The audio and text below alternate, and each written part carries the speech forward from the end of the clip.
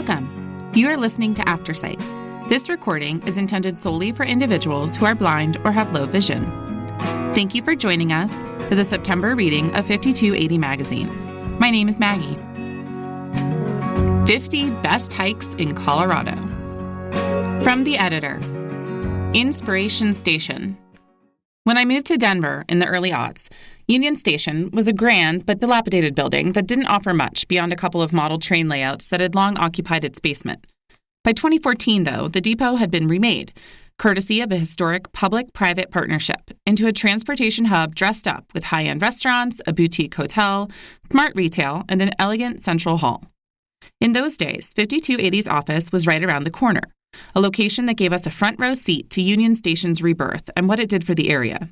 And what it did was spark verve. There was an energy in Lodo that hadn't been there before. Kids frolicked in the plaza fountain, downtown workers grabbed lunch at Zo Mama, and travelers with roller bags hopped on and off the A-line to DIA. 5280 held its holiday party at the station's terminal bar one year, and in 2018 celebrated its 25th anniversary in the Great Hall.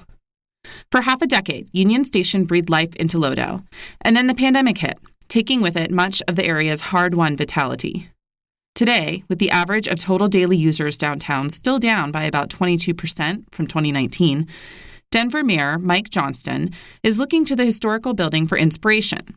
He thinks he's found it in the city's Downtown Development Authority, DDA, which helped fund Union Station's 2014 glow-up. Johnston wants to expand the DDA beyond Lodo to include the Central Business District, CBD, which has fared even worse than Lodo since March 2020. In this issue's Mile High Makeover, senior staff writer Robert Sanchez dives into the mayor's 15-year plan to revitalize all of downtown. People support the idea, Sanchez says, but there are questions about whether this will work in the CBD. That end of town doesn't have the charming built environment that Lodo does. 10 months before the pandemic, 5280 moved to another office. From outside our building's door, we can look down 17th to see Union Station. That is, when we're in the office, which isn't often these days. Like everyone else who frequently works remotely now, we are part of the chicken and egg dilemma the city is grappling with. It's difficult to know how to revitalize downtown after so much has shifted in a post-pandemic world. But I hope the magic that once revived Union Station and Lodo can conjure a renaissance for the rest of downtown, too. By Lindsay B. King, editor. Compass. Travel. Housekeeping. Tin Can Camp may be Instagram-worthy, but the collection of 5 new rental micro-cabins in the San Luis Valley is far from an amenity-laden glamping experience. That's by design. We wanted to make sure that we would be able to restore the landscape to its original integrity when we eventually remove the structures, said Maddie Alborn, Development and Communications Coordinator for the nonprofit San Luis Valley Great Outdoors, which opened the camp, $80 per night, to visitors in May.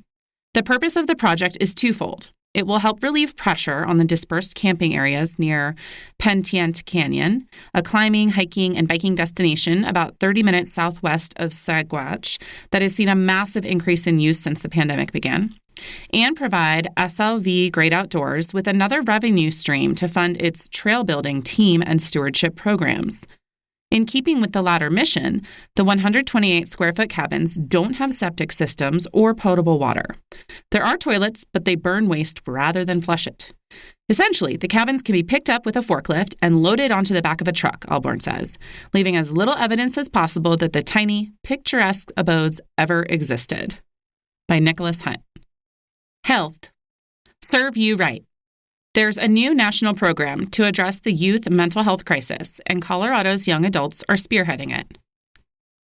Marissa Garcia describes her family as supportive, but mental health wasn't something they discussed around the dinner table. So when she struggled with her emotional well-being in high school, she felt alone. By overcoming that and piecing myself back together, she says, I just really became interested in the meaning behind what happened and the whys. The 23-year-old Thornton resident's search for answers led her to the Youth Mental Health Corps, YMHC, an AmeriCorps initiative that launched in 4 states, including Colorado, this past summer. With 42% of high school students reporting persistent feelings of hopelessness, and with suicide ranking as the second leading cause of death among kids ages 10 to 14 in America, the youth mental health emergency isn't burgeoning, it's raging. To quell the epidemic, the YMHC is deploying to middle and high schools, as well as community health clinics, volunteers who have just been there, young adults ages 18 to 24 at the start of service, with at least a high school diploma or the equivalent. They'll assist young people academically and emotionally, meeting one-on-one with kids and connecting them and their families to mental health services that are available at their schools and in their communities. But first, YMHC workers will receive the training they need to ensure the help they provide actually, helps. For decades, AmeriCorps members have received instruction in things such as how to operate chainsaws to build hiking trails, but that coaching wasn't necessarily aimed at setting them up for success in future careers. YMHC participants will earn credentials they can put toward associate and bachelor's degrees in a variety of mental health-related fields. AmeriCorps chose Colorado as one of YMHC's first 4 service areas because the Centennial State already has an educational framework in place that facilitates those type of accreditations. And given that nearly 40% of AmeriCorps members pursue career in the social service sector after their service, proponents of the program hope it will fast-track the filling of what the U.S. Department of Health and Human Services says is a national shortage of more than 6,000 mental health practitioners. More than 100 volunteers signed up in Colorado, about twice as many as expected, says Lieutenant Governor Diane Primavera, whose office manages Serve Colorado, the state's AmeriCorps affiliate. But it wasn't only the offered certificates that created the outsized interest. When Primavera met with students to promote the program before its launch, the response was already overwhelming. And I never even mentioned the credentials, she says. I think the youth realize there's a crisis among their peers, and they want to use their skills to address it. That's true for Garcia, who signed up for YMHC unaware of the training she would receive. I don't know what my path looks like, she says, but having this in my back pocket, I feel like it's going to be really beneficial no matter what I do. Home. High Country Havens. A local design writer's new coffee table book is an ode to sophisticated living at elevation. Wheat Ridge-based writer Catherine O'Shea Evans traces her eye for interiors back to age 8, when she persuaded her stepdad to paint her bedroom's ceilings like the sky, a la Michelangelo. She turned that love for inspiring spaces into a career. She's worked as a contributing editor at House Beautiful since 2018, and her byline has appeared in the Washington Post and the New York Times. But the self-proclaimed indoorsy ski bunny found her favorite writing project yet in Alpine Style. Gibbs Smith, September 10. A coffee table book that combines 2 of O'Shea Evans' peak interests, mountains and style. While the compendium's images of high-elevation interiors span the globe, Alpine Style also features stunning properties close to home. We spoke with O'Shea Evans about what sets the Centennial State's mountain style apart and how it has evolved in recent years. By Allison Reedy. 5280. What makes Colorado's high country aesthetic unique? Catherine O'Shea Evans. The design scene here is a little more pragmatic, and I mean that in a good way. We're not doing embroidered silk wallpaper in the mountains. We can walk in with muddy boots and it's fine. There aren't a lot of decorative embellishments. It's less fanciful, which puts the focus on the amazing mountain views. What's your favorite Centennial State project in the book? I really like when designers embrace the local, whether it's the colors of nature or the history of a place. One of the houses in the book is in Telluride, where local guidelines require new buildings to visually cohere to the area's original Gold Rush cabins from over 100 years ago. It's a super modern home, but it has the same roof line as an old shanty. It's new, but also stuck in time. How is Alpine Style evolving in Colorado? When I first moved here in 2017, the preferred style was very mid-century modern. I think now people are including design elements from different eras. Designers and homeowners are starting to embrace a more layered look, bringing in more colors and taking more chances. You mentioned in the book that you have a vacation home in Bailey that you run as a short-term rental. What design elements did you use to give it a sense of place? In the kids' bedroom, we made a bed shaped like a cabin. We also brought in colors from the evergreen branches outside the windows, so a lot of cinnamon browns and greens. In one room, I tore up a vintage Colorado guidebook from the 1960s that I found at a vintage store for $3 and framed it in shadow boxes. It looks really cool without being too on the nose. How did you choose the properties in Alpine Style? When you're a design writer, you see the same stuff again and again, so I looked for things I hadn't seen before. Like, there's a mudroom in the Berkshires that used a vintage ski lift as a chair and a chalet in Montana that had a canopy bed with little birds carved into the iron. Mountainy, but subtle. I looked for projects that made me say, wow, I would do that in my house. I want to live there.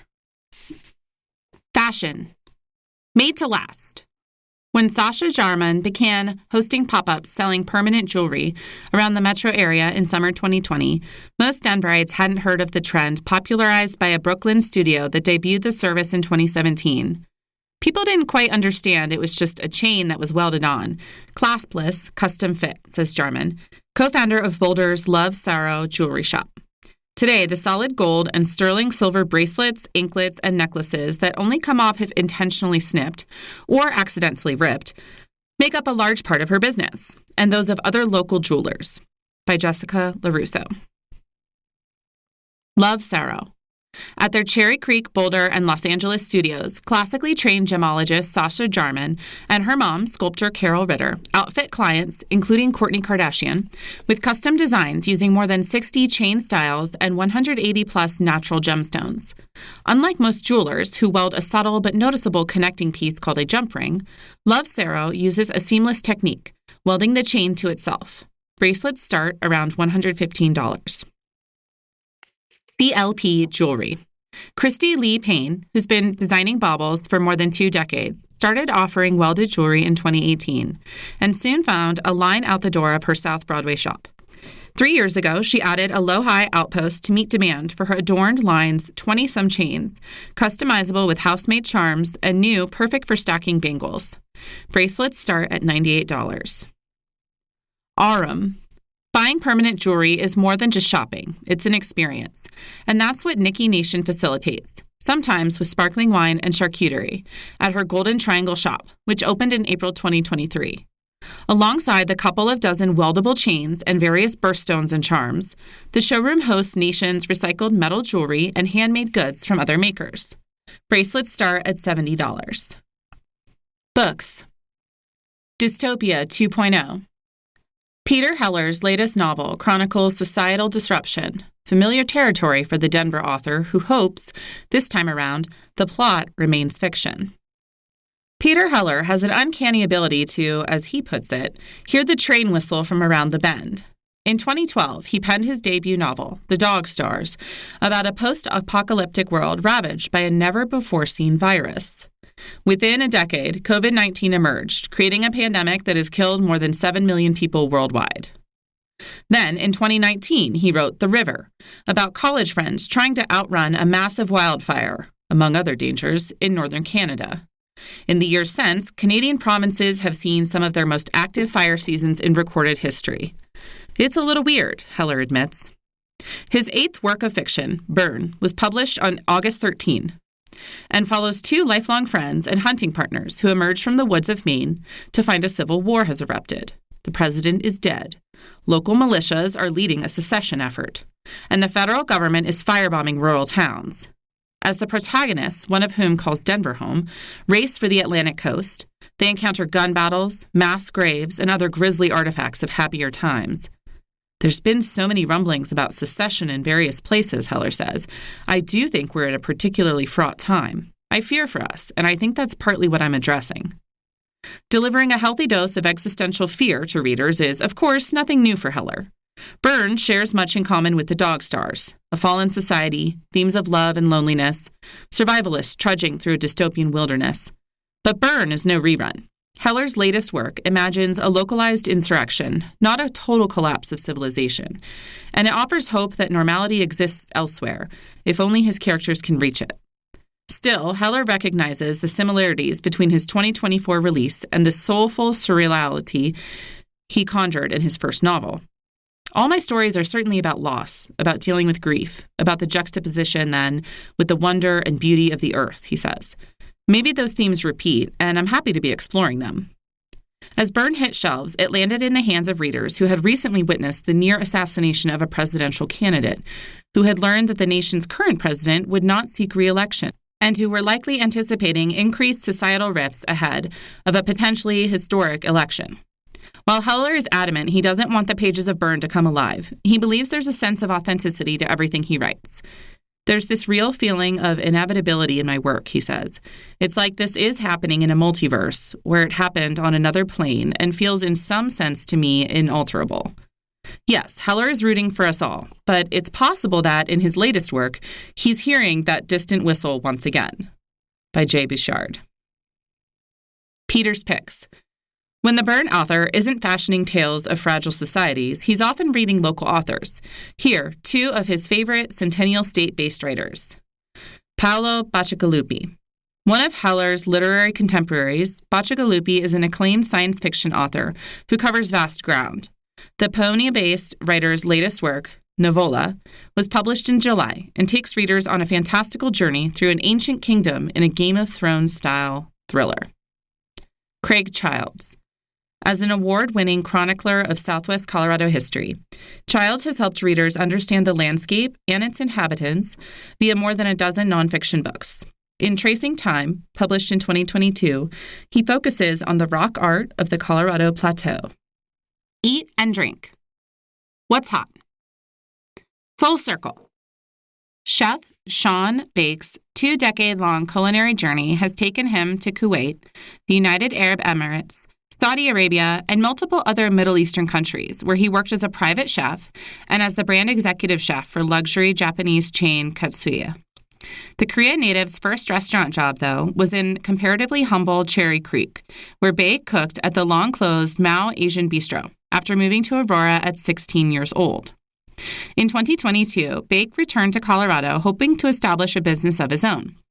Beka, an eatery that's been serving out of Lowry Town Center since May, is just that. The restaurant offers a menu of Korean fare that's as delicious as it is versatile. For dinner, keep it casual with an order of Paejeon, a thin, crispy, chewy pancake with whole scallions that Bake says is like Korean pizza. Or go whole hog with a spread of small plates and a shareable portion of thinly sliced red pepper-laced pork belly and bean sprouts that's cooked tableside. Midday offerings include protein and rice lunch specials with a smattering of accoutrements, such as daikon soup, Korean veggie fritters, and pickled cucumber. Feasts that inspire diners to come back around. By Ethan Pan. Review. Motherland.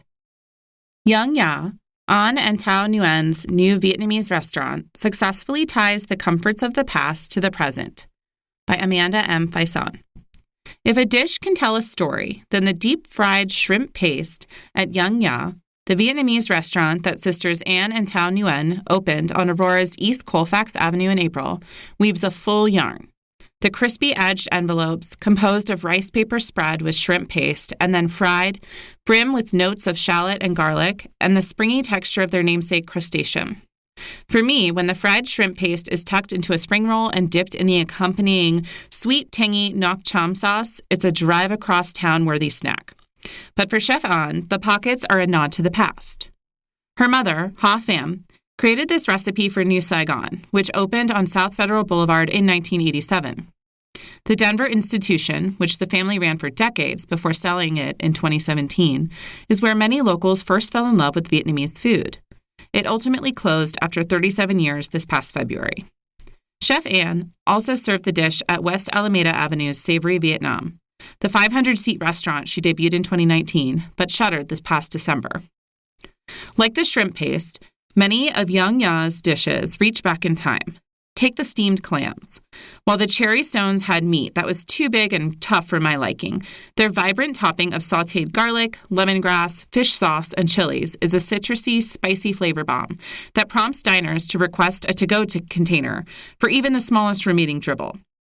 Even if people don't know that Yung Ya is our restaurant, they recognize the sauce and track it back to New Saigon and Savory and say, "I know this sauce. Now I know who you are," says Thao, who runs the front of the house and oversees the cocktail program.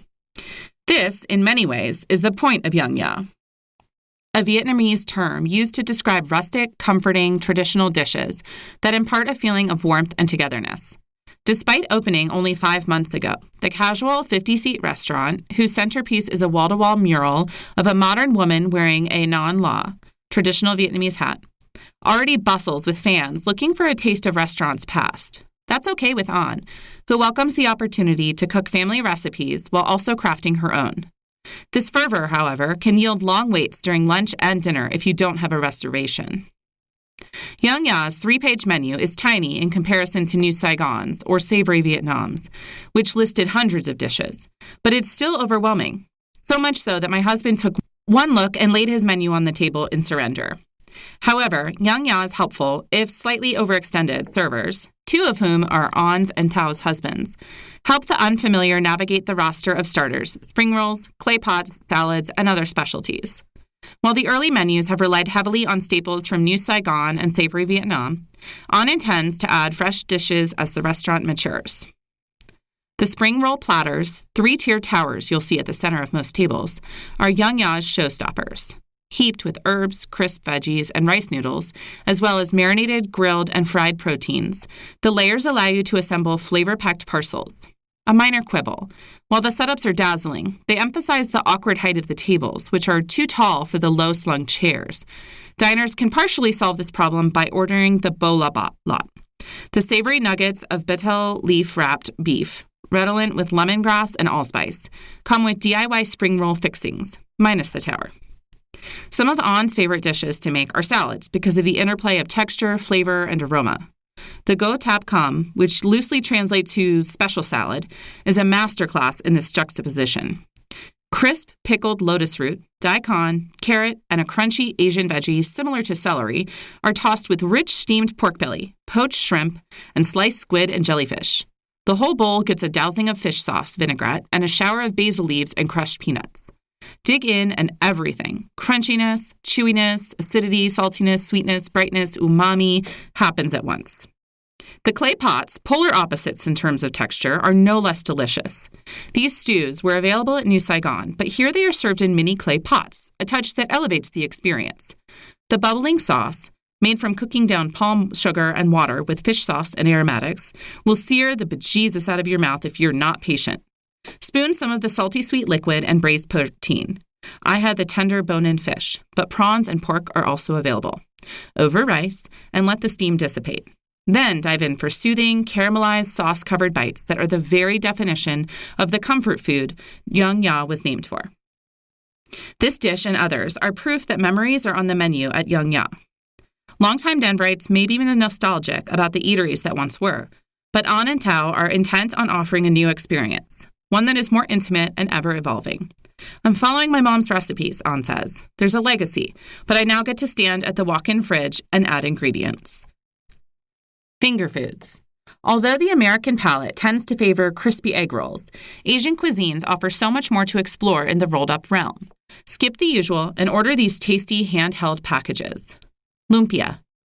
Filipino-style lumpia are usually slightly longer and thinner than an egg roll and have a more delicate, shatteringly thin fried skin.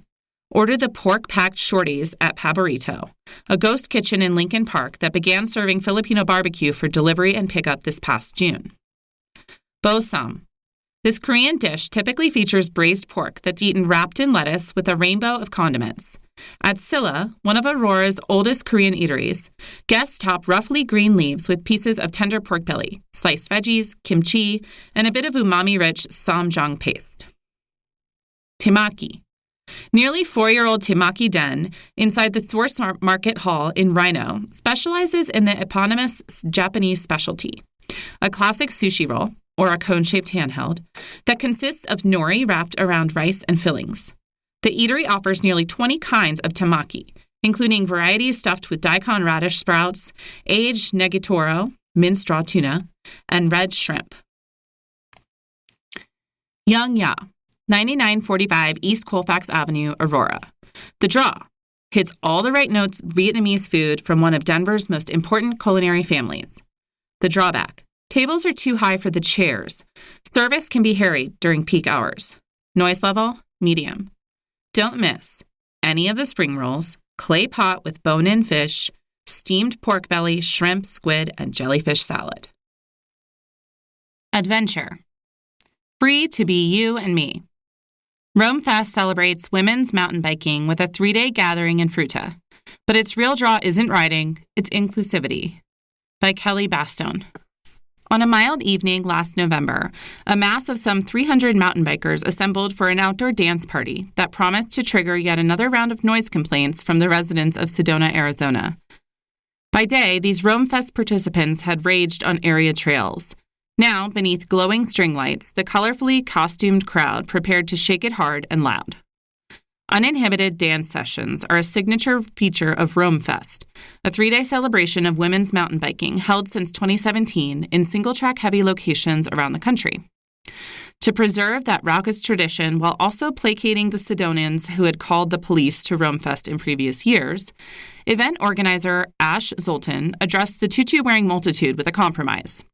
Headphones would facilitate a silent disco. The change would bring a bonus benefit. "We've heard that our soundtrack is just too white," says Zoltan, a white queer woman with a merry swagger. So while one channel on the headphones broadcasts 80s tunes by artists like Cyndi Lauper, the other aired Flo Rida and Spanish-language rap. The gathering included white, black, brown, and Asian women. Some identified as part of the LGBTQ+ community, others didn't. There were women with silver hair, there were women using wheelchairs or wearing prosthetic limbs, and there were skinny women and chubby women and women in between.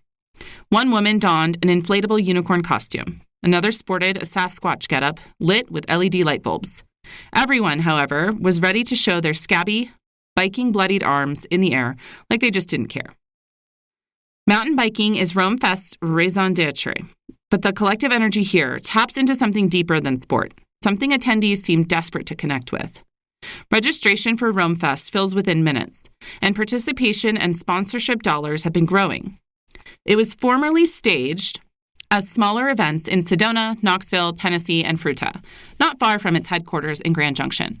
But RoamFest 2024 will welcome 1,000 femme-identifying cyclists to just one September gathering in Fruita. Smartwool, a Colorado-based outdoor lifestyle brand, rather than a cycling-specific manufacturer as in the past, is the new presenting sponsor. That change in benefactors is a bigger deal than one might think. While companies across the outdoor industry and businesses worldwide claim to want to exhibit the values of diversity, equity, and inclusion, perhaps no entity is doing inclusion programming better than RoamFest. The festival's appeal, and the reason this mountain biking extravaganza is gaining influence beyond cycling, is that few here feel left out. Outdoor recreation, and the mountain sports that shape Colorado's state identity, is notorious for lacking racial, ethnic, and cultural diversity.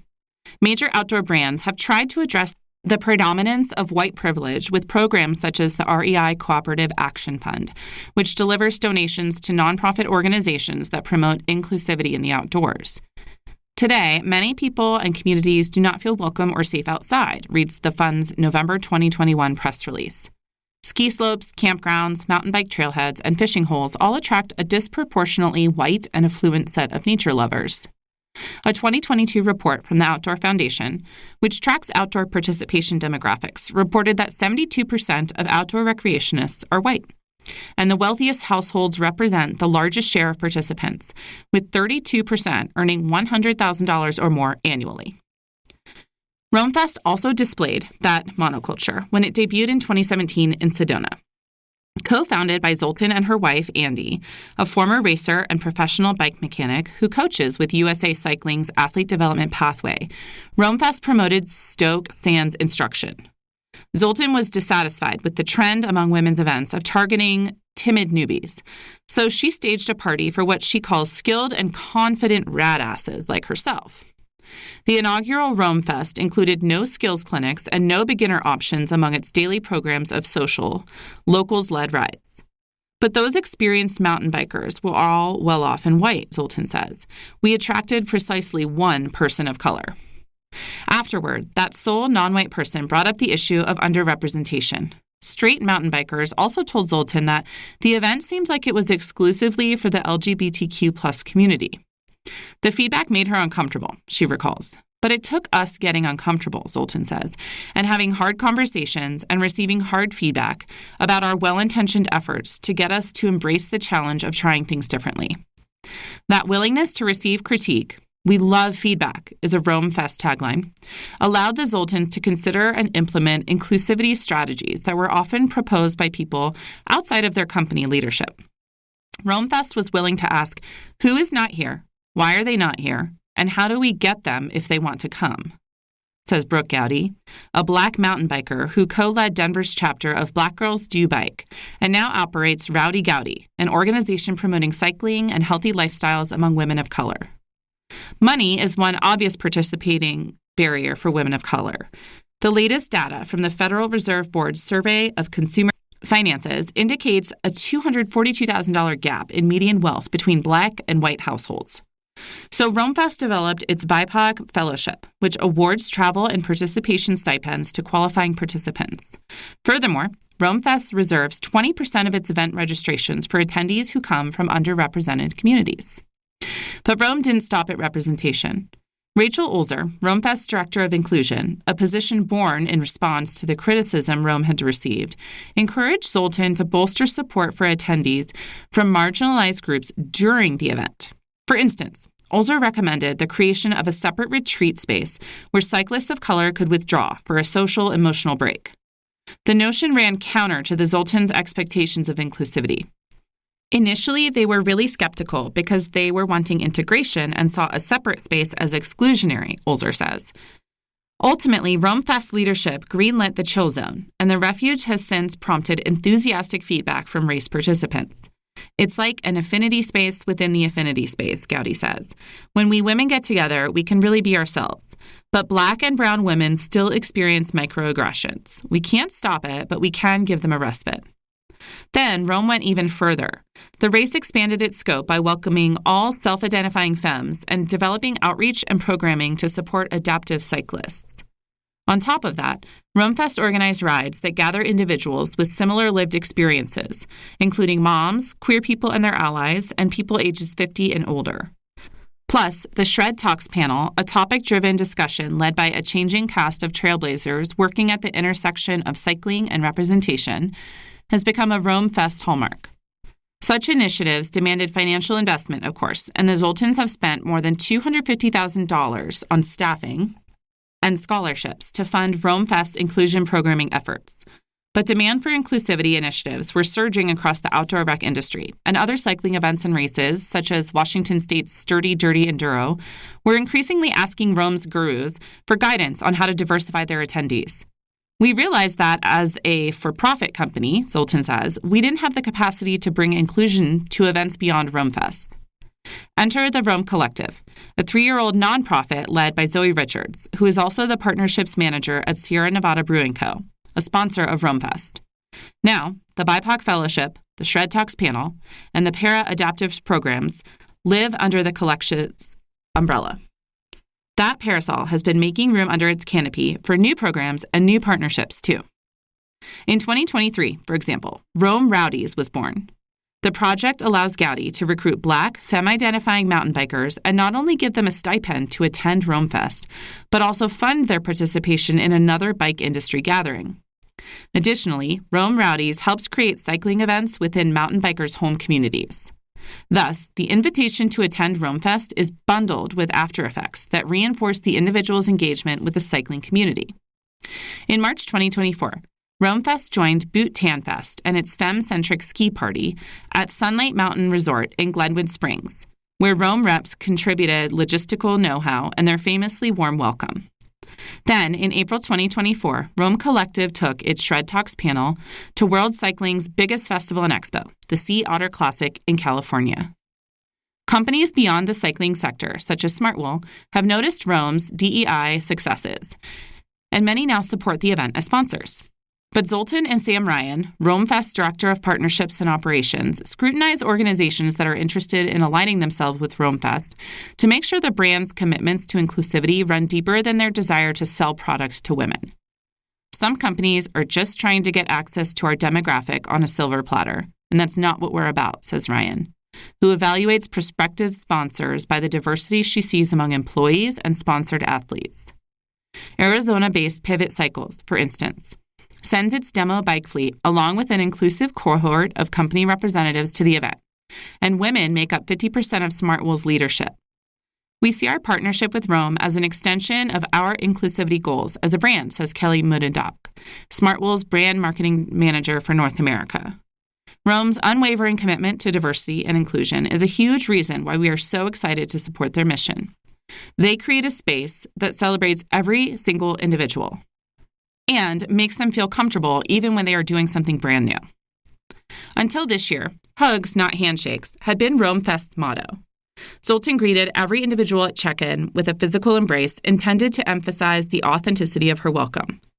But Zoltan was forced to acknowledge the impracticality of hugging all 1,000 participants at this month's largest ever event. Besides, some past attendees had registered their preference for a touchless greeting, so Zoltan decided to honor the feedback. After all, she says, if it's not a fuck yeah, then it's a fuck no. A guiding principle Zoltan applies equally to launching a mountain bike off a rock ledge and to hugging. The demotion of the hug is just one of the many elements that have changed since the first RoamFest, when 2 event staffers and 7 volunteers hosted 100 attendees. This month's gathering involves 37 staffers, not including employees of the Roam Collective, and more than 100 volunteers. Although RoamFest now lacks the geographic reach of multiple locations nationwide, its concentrated form facilitates expanded programming. For the first time, the festival will support hearing-impaired participants with sign language translation and a closed-captioned adventure film tour. The BIPOC Fellowship has also evolved to allow returning awardees to serve as mentors for new participants. Zoltan has even walked back her prohibition on instruction. As an add-on to the standard event ticket, starting at $275 for early bird pricing, this year's attendees can elect to join a pre-festival skills party that combines on-bike technique practice with lessons on bike maintenance.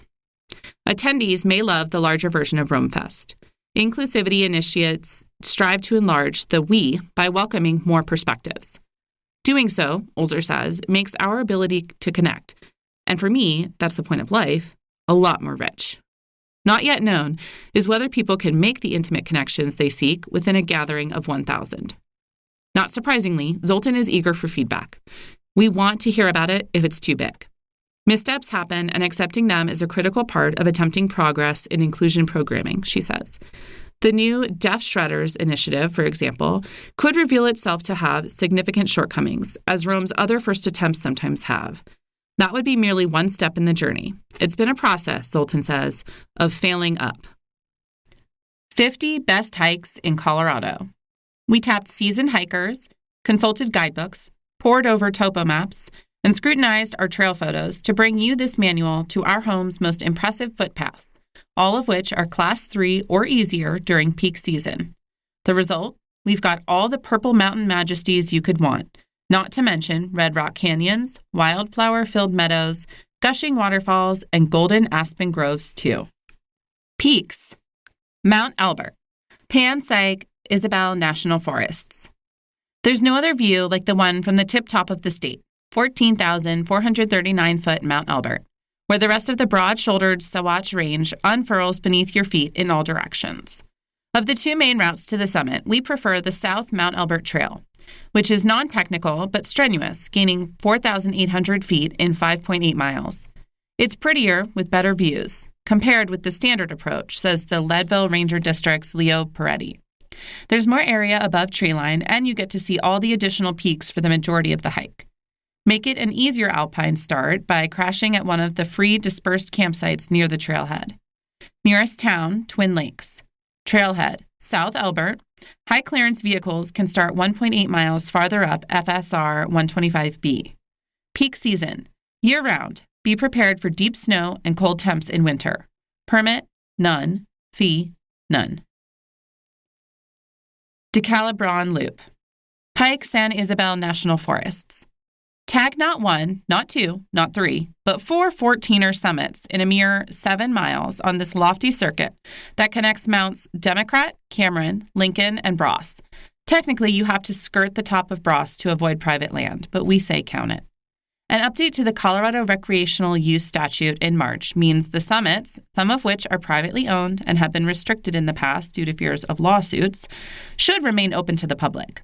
And that's a good thing for those who love a good circuit. Just keep in mind that the downhill path from Mount Bross is a knee-pounding scree field. Nearest town, Alma. Trailhead, Kite Lake. Peak season, July through September. Permit, none, but you must e-sign a waiver at the trailhead via a QR code.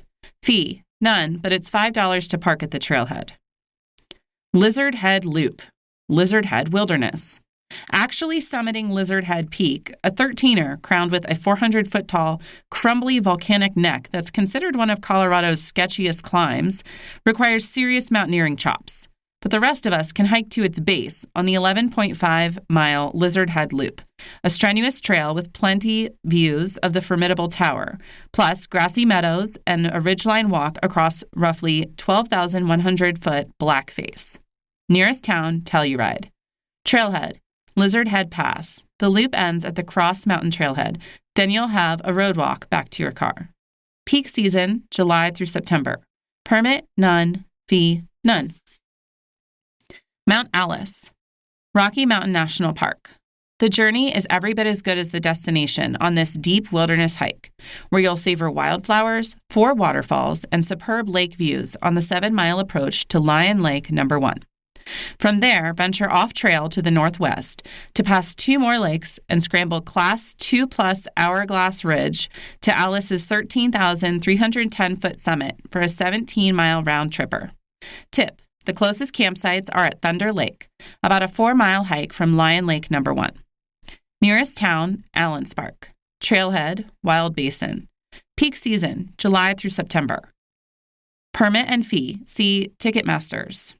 Boulder Skyline Traverse. Boulder Open Space and Mountain Parks. Boulder's peaks may be foothills, but the town's finest hiking route boasts stats that bury most trips in the true alpine zone.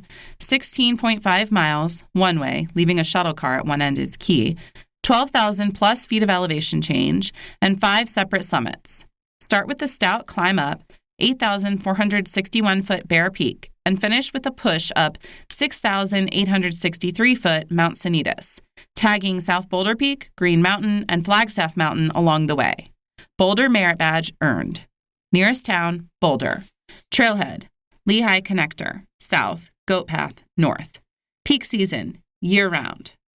Be prepared for ice and snow in the winter. Permit, none. Fee, none. Longs Peak, Rocky Mountain National Park. If you're experienced in the mountains, this 15-mile journey, from the pre-dawn start to the sunrise on the boulder field, to the harrowing scramble through the keyhole, to the hand-over-hand climbing up the home stretch, to the 14,259-foot summit, is quintessential Colorado peak bagging. Scoring a site at Longs Peak Campground, $30 per night, takes the sting out of your alpine start. Nearest town, Allenspark. Trailhead, Longs Peak. Peak season, July through mid-September. Permit and fee, see Ticketmasters. Chief Mountain, Arapahoe National Forest. Chief is the best bang for your buck, says Stacy Halverson, Chief Education Officer for the Colorado Mountain Club, an outdoor recreation and conservation nonprofit. You get the same high mountain views that you do if you're climbing a 13,000-foot peak, she says, but with just 1.4 miles to hike one way, it feels like cheating. Vistas from Chief's 11,713-foot apex encompass skyscrapers such as 14,265-foot Mount Blue Sky and 13,361-foot Rogers Peak. Nearest town, Idaho Springs. Trailhead, Chief Mountain. Peak season, year-round. Be prepared for ice and snow in the winter. Permit, none. Fee, none. Mount Audubon, Indian Peaks Wilderness. Many mountaineers have kicked off their climbing resumes on this Indian Peaks standout. High enough, 13,222 feet with about 2,000 feet of gain, to deliver a bona fide challenge, but with a clear trail and moderate distance, 7.6 miles round trip. Audubon serves as the perfect bridge between foothills hikes and technical high country ascents. Nearest town, Ward. Trailhead, Mitchell Lake. Peak season, July through October. Permit and fee, see Ticketmasters. The CCY, Rocky Mountain National Park. It's all tundra, almost, all the time, on this 8.5-mile round-trip, triple play hike in the lesser-traveled yet gorgeous Mummy Range. You'll pop out above treeline in less than a half mile and stay there as you tag 12,455-foot Mount Chapin, 13,054-foot Mount Chiquita, and 13,515-foot Yipson Mountain, 3 walk-up peaks with views over a remote lake basin. Nearest town, Estes Park. Trailhead, Chapin Creek. Peak season, July through October. Permit and fee, see Ticketmasters. San Luis Peak. La Garita Wilderness. Get out there, way out there, atop this far-flung giant. San Luis's remote location means you're in for an overnight or a long day, but the terrain is straightforward and the quiet is rare on a 14er like this. Approach via the longer route, 20 miles round trip, on the Continental Divide Trail and up Cochepa Creek for the best camping. Nearest town, Creede. Trailhead, Eddiesville South. Peak season, July through September. Permit, none. Fee, none. Alpine. Vestal Basin. Weminuche Wilderness. No official trail leads to this dreamy base camp at 12,000 feet, leaving its natural assets for those with the route-finding skills to get there. Trust us, it's worth a little compass work. Up here, a horizon of Grenadier Range 13ers, including Pyramidal, Vestal, and Arrow Peaks, and the spiky Trinity Peaks, cradles Little Vestal Lake and its even tinier siblings, offering at least a weekend's worth of exploration. There's so much back there, says John Kedrowski, author of Classic Colorado Hikes. There's good hiking to the Upper Valley Lakes, and you can access everything from a Class 2+ scramble up the back of Vestal Peak to the classic Wham Ridge, a Class 5. Hop on the Durango and Silverton Narrow Gauge Railroad to Elk Park. Then take the Colorado Trail to an unmarked path pointing south that'll get you headed in the right direction. It's 11 total miles to Vestal Basin one way. Nearest town, Silverton. Trailhead, Elk Park Trail. Peak season, July through September. Permit, free. Self-issued permits are available at the Mullis Pass Trailhead. Fee. Train tickets start at $97 per person for round-trip fare, plus a $15 backpack fee per person. Indian Trail Ridge, San Juan National Forest. Start high, stay high. On this butte of a ridgeline, the Colorado Trail, aka the Highline Trail right here, never dips below 11,500 feet as it traces a blocky spine strewn with flowers. That means a constant tableau of everything from the pinkish-purple San Juan Mountains to La Plata Massif's pointy-topped bulk. Turn around at the Grindstone Trail Junction for an 11.4 miler. Tackle the 20-plus Highline Loop, which tacks on the Grindstone, Bear Creek, and Shark's Tooth trails for a multi-day tour de force of alpine splendor. Nearest town, Durango. Trailhead, Kennebec Pass. Peak season, July through September. Permit, none. Fee, none. Pawnee Pass and Crater Lake, Indian Peaks Wilderness. Like a kid's drawing of a mountain come to life, Lone Eagle Peak rises above Crater Lake in a perfectly pointy triangle. For a 17-mile round trip, take Pawnee Pass Trail over its 12,541-foot namesake, where you can see teeny Denver to the southeast, to a Crater Lake campsite. Keep an eye out for moose munching on grasses along Cascade Creek at dawn and dusk. Nearest town, Ward. Trailhead, Long Lake. Peak season, July through September. Permit. You'll need one to camp at Crater Lake and one to park at the trailhead. Fee. $11 for the camping permit at recreation.gov, $14 per vehicle for 3 days, available at recreation.gov. Zirkle Circle, Mount Zirkle Wilderness. In one day, you can link alpine meadows dotted with glacier lilies and yellow amica, flowy waterfalls, a pair of peak-ringed lakes, Gilpin and Gold Creek Lakes, and a nearly 11,000-foot pass with views of Big Agnes Peak and Mount Zirkle. Most hikers do the 10.4-mile loop counterclockwise for the best views and fewer steep climbs. Nearest town, Clark. Trailhead, Slavonia. Peak season, July through October. Permit, none. Fee, $5. Twin Crater Lakes Camp Lakes Loop. Rawa Wilderness. The Rawa encompasses a slice of the southern Medicine Bow Mountains that's thick with flowery meadows, wildlife such as moose and black bears, and so many lakes nobody's bothered to name them all. Tour the goods on this 18.9-mile loop connecting Twin Crater Lakes, a pair of 11,000-foot tarns cradled under Rawa Pyramid, and Camp Lakes with 11,200-foot grassy pass and at least 6 other lakes in between. Pro tip, pack your fly rod. Nearest town, Rustic. Trailhead, West Branch. Peak season, July through September for drier trails and easier stream crossings. Permit, none. Fee, none. Devil's Causeway Loop, Flat Tops Wilderness. You'll need to summon some serious courage to walk this trail's tightrope of terror. The aptly named Devil's Causeway is a 50-foot-long, 3-foot-wide rock rib flanked by 60 to 80-foot drops. But it's a flat, non-technical hike to cross. Just don't slip. Test your balance and your mettle on this 10.7-mile loop, starting on East Forks Trail and returning via Bear River Trail. Not into balance beams? You can always turn around before the catwalk begins for a roughly 5-mile out and back. We promise we won't judge. Nearest town, Yampa. Trailhead, Stillwater Reservoir. Peak season, June through November. Permit, none. Fee, none. Crag Crest National Recreation Trail. Grand Mesa National Forest. In the hiking world, ridge walking is as good as it gets. All the views, very little of the climbing. You will have to gain a bit of elevation to get to the signature crest on this 10.3-mile loop. But once up there, you'll cruise the ridge for 3 gorgeous miles, drinking in vistas ranging from the Book Cliffs to the West Elks to the San Juans. Nearest town, Cedar Edge. Trailhead, east, steeper, or west. Peak season, July through September. Permit, none. Fee, none. Gore Lake Deluge Lake Loop. White River National Forest.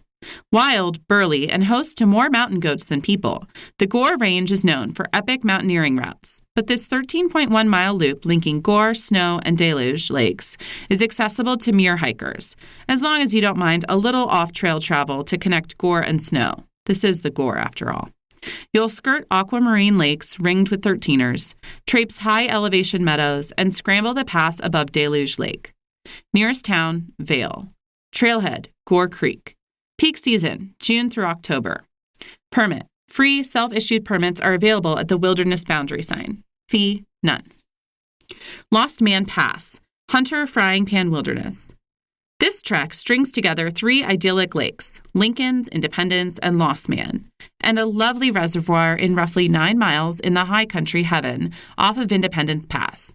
You'll go up and over 12,800-foot Lost Man Pass, which grants views of crinkled ridges cradling Lost Man Lake along the way. Nearest towns, Twin Lakes and Aspen. Trailhead, Lincoln's Lake. Peak season, July through September.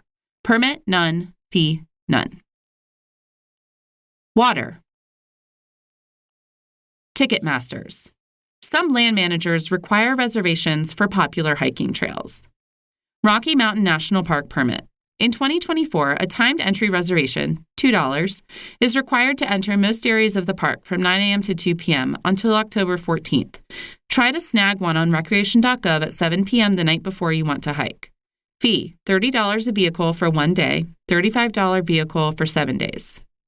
Indian Peaks Wilderness permit.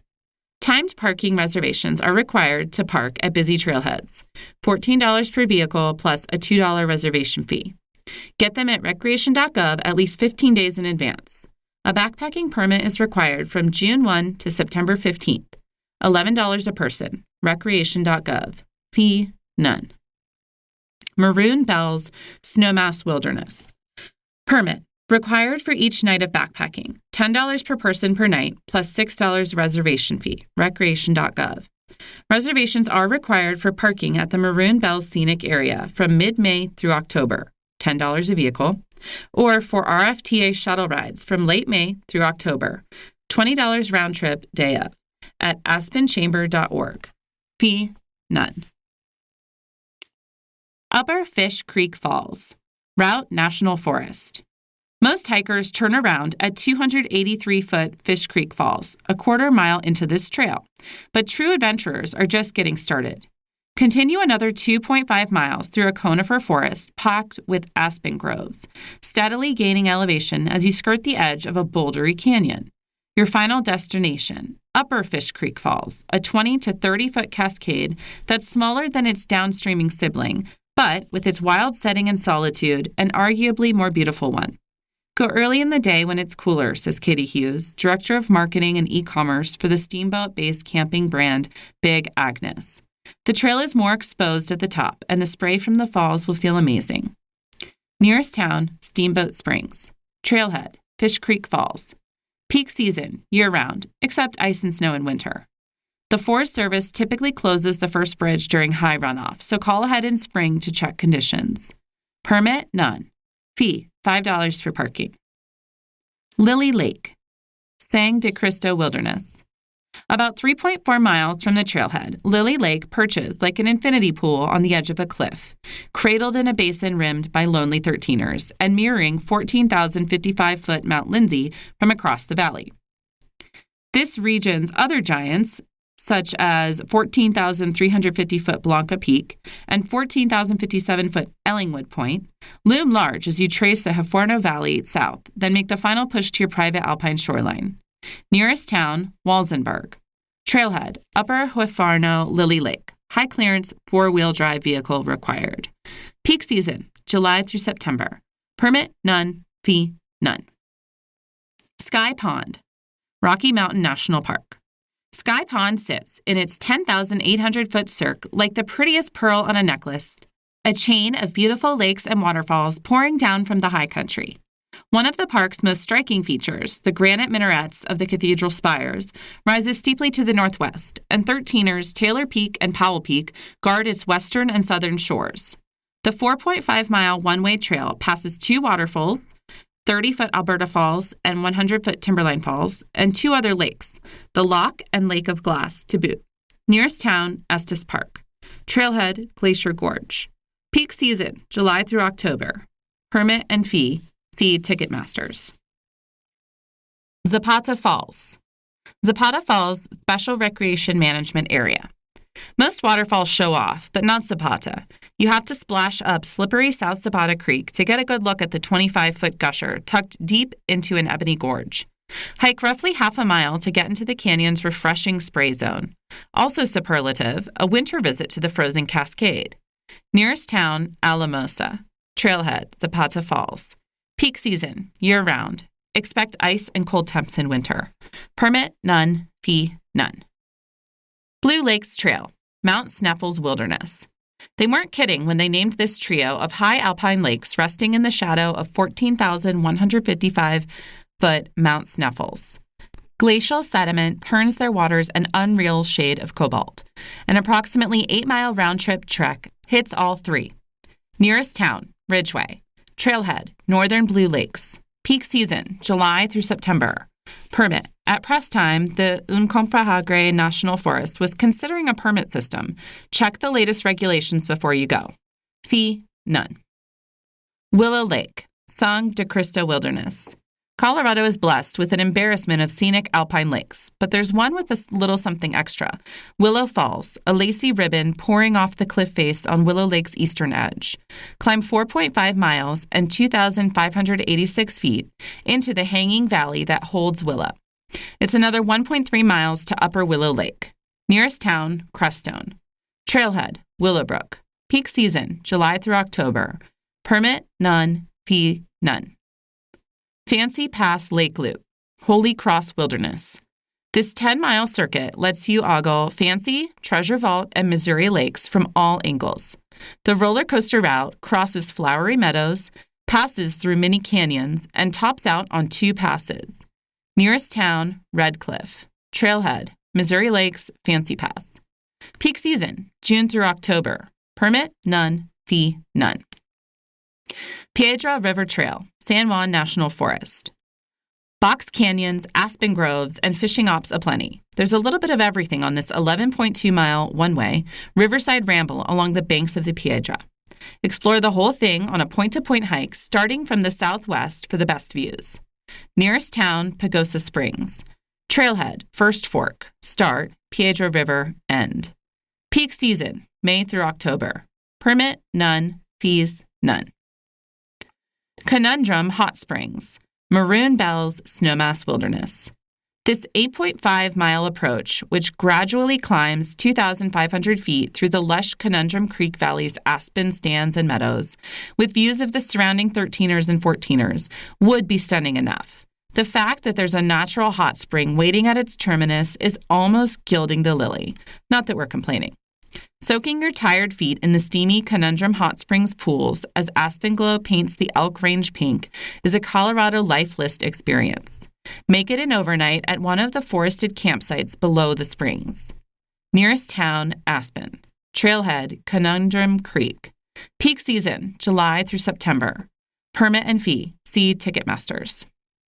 Flora and fauna. Crested Butte to Aspen via West Maroon Pass. Maroon Bells Snowmass Wilderness. A unique alchemy of geology, temperature, and moisture comes together in the Elk Range to produce the state's most dazzling wildflower display. And the best trail to immerse yourself in the blooms is this 11-miler. David Kish, executive director of the Crested Butte Wildflower Festival, says the stretch on the Crested Butte side is particularly special. Waist-high wildflowers for 4 or 5 miles. It's the prettiest place I've seen in my life, he says.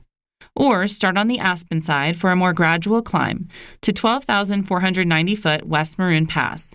Then get ready for a riot of columbine, paintbrush, blue flax, alpine sunflowers, and larkspur.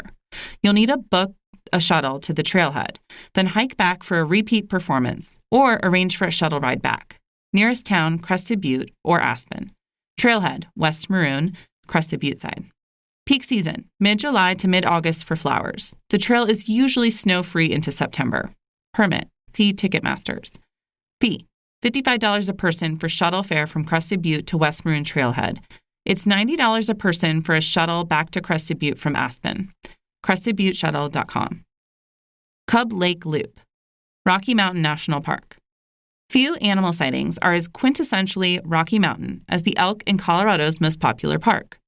Every fall, the broad-antlered ungulates gather en masse in valleys like Moraine Park for their annual rut, aka mating season. Cub Lake Trail traces the western edge of this elk hotspot, granting excellent wildlife watching. Stay at least 75 feet away for their safety and yours. Continue to Cub Lake, then connect to Fern Lake Trail for an 8.5-mile loop, including the short spur up to Fern Lake. That offers another kind of wildlife encounter, trout fishing in the Big Thompson River. Nearest town, Estes Park. Trailhead, Cub Lake, start, Fern Lake, end. From May to October, the free park shuttle can take you back to the Cub Lake Trailhead. Peak season, year-round, but visit in September and October for the rut. Permit and fee, see Ticketmasters. Rustler Gulch, Gunnison National Forest. Wildflowers decorate the meadows along this moderate 7-mile out and back like handfuls of rainbow confetti. Just make sure to look up once in a while to enjoy views of 13,378-foot precarious peak at the valley's head. Nearest town, Crested Butte. Trailhead, Rustler Gulch. High clearance vehicle recommended. Other cars can park about a mile away near the East River. Peak season, July through September. Permit, none. Fee, none. Main Canyon. Little Book Cliffs Wild Horse Range. More than 100 colorful wild horses, blue and red roans, paints, palominos, and Appaloosas, roam these chunky orange canyons, and the odds of seeing them are very good on the 11.6-mile round-trip hike up Main Canyon. Beyond laying eyes on the Mustangs, you'll also enjoy mesa views framed by steep canyon walls. Nearest town, Palisade. Trailhead, Cole Canyon. Peak season, May through September, but fall has the best weather. Permit, none. Fee, none. Horse Ranch Park Loop, Gunnison National Forest. There's no better place to marvel at Colorado's famed aspen foliage than the largest grove in the state, found on Kebler Pass. The vast golden forest is actually a single organism, one of the largest in the world. Wrap your head around that fact on this moderate 6-mile loop connecting the Dark Canyon and Dike Mountain bike trails, which delve into the grove's heart yet still treat you to peekaboo views of Ruby Peak and the Beck with the mountains. Nearest town, Crested Butte. Trailhead, Horse Ranch Park. Peak season, June through October, with the best fall color from late September to early October. Permit, none. Fee, none. Upper Piney River Trail, Eagle's Nest Wilderness. Moose love to hang out in Piney Lake. Their smaller cousins, elk and mule deer, also make frequent appearances, and bald eagles and peregrine falcons often soar over Upper Piney River Trail. You'll pass multi-tiered Piney River Falls at mile 3 and continue along the unmaintained trail for a chance to spot even rarer creatures. I've seen black bears, mountain goats, and even a mountain lion one time, says Classic Colorado Hikes author Kadrowski. The round-trip hike, a straightforward cross-country journey that ends at Knee-Knocker Pass, is about 9 miles. Nearest town, Vail. Trailhead, Upper Piney River. Peak season, July through October. Permit, none. Fee, none. Cooper Lake, Red Cloud Peak Wilderness Study Area. 14ers Red Cloud and Sunshine peaks draw most of the hikers in these parts, leaving the abundance of columbine, elephant's head, and fireweed blooms along Cooper Creek all for you. Follow the Cooper Creek Valley through pine forests and prime wildflower meadows, then push up the final steep mile to serene Cooper Lake at 12,750 feet for an 8-mile out and back. Nearest town, Lake City. Trailhead, Cooper Creek. Peak season, June through October, but July and August have the best flowers. Permit, none. Fee, none. West Bench Trail, Grand Mesa National Forest. There's no tricky terrain here. This mellow, mostly flat path cruises along at about 9,800 feet, leaving you free to daydream under a spectacular canopy of rustling aspen leaves. Turn around at the first ski lift at Powderhorn Mountain Resort, just below the bench, for a 7.4-mile round trip. Nearest town, Mesa. Trailhead, West Bench. Peak season, June through October. Permit, none. Fee, none. Abyss Lake, Mount Evans Wilderness Area. This one's a twofer. 1, your chances of spotting the lake's resident bighorn sheep and mountain goats tiptoeing on ledges in its rocky cirque are good. 2, the aspen peeping gets real a couple of miles in. It's a stiff 8.1 miles to Abyss Lake, a tarn tucked between Mount Beardstadt and Mount Blue Sky, so this trip is best done as an overnight. Pitch a tent near Helms Lake. Nearest town, Grant. Trailhead, Abyss Lake. Peak season, July through October. Permit, free, self-issued permits are available at the trailhead. Fee, none. Raccoon Trail, Golden Gate Canyon State Park. Aspens steal the show come fall on this moderate 2.5-mile loop through several strands, plus a spruce fir forest, with a spectacular view of the Continental Divide from Panorama Point. Nearest town, Rollinsville. Trailhead, Raccoon. Peak season, June through November, but September and October offer peak color. Permit, none. Fee, $10 per vehicle. Desert and Canyon. Big Dominguez and Little Dominguez Canyons. Dominguez Escalante National Conservation Area. Big and Little D are the stuff of canyon country postcards. Soaring sandstone walls, ancient petroglyph panels, and desert bighorn sheep picking their ways along red rock cliffs. These canyons are just a few miles apart, but the terrain makes connecting them in a loop difficult. Instead, start by exploring Big Dominguez's panels of Ute and archaic petroglyphs, camping anywhere beyond the first 3 miles. Both canyons are about 15 miles long. Then backtrack to Little Dominguez, which sees a fraction of its big siblings' visitation numbers, for another night out under the stars. Nearest town, Delta. Trailhead, Bridgeport. Peak season, April through June and September through November. Permit, none. Fee, none. Rattlesnake Arches. McInnes Canyons National Conservation Area. Let the crowds go to Utah. We have a trove of rock arches right here. McInnes Canyons boasts the second highest concentration of natural stone spans in North America, most of them in a cluster within Rattlesnake Canyon.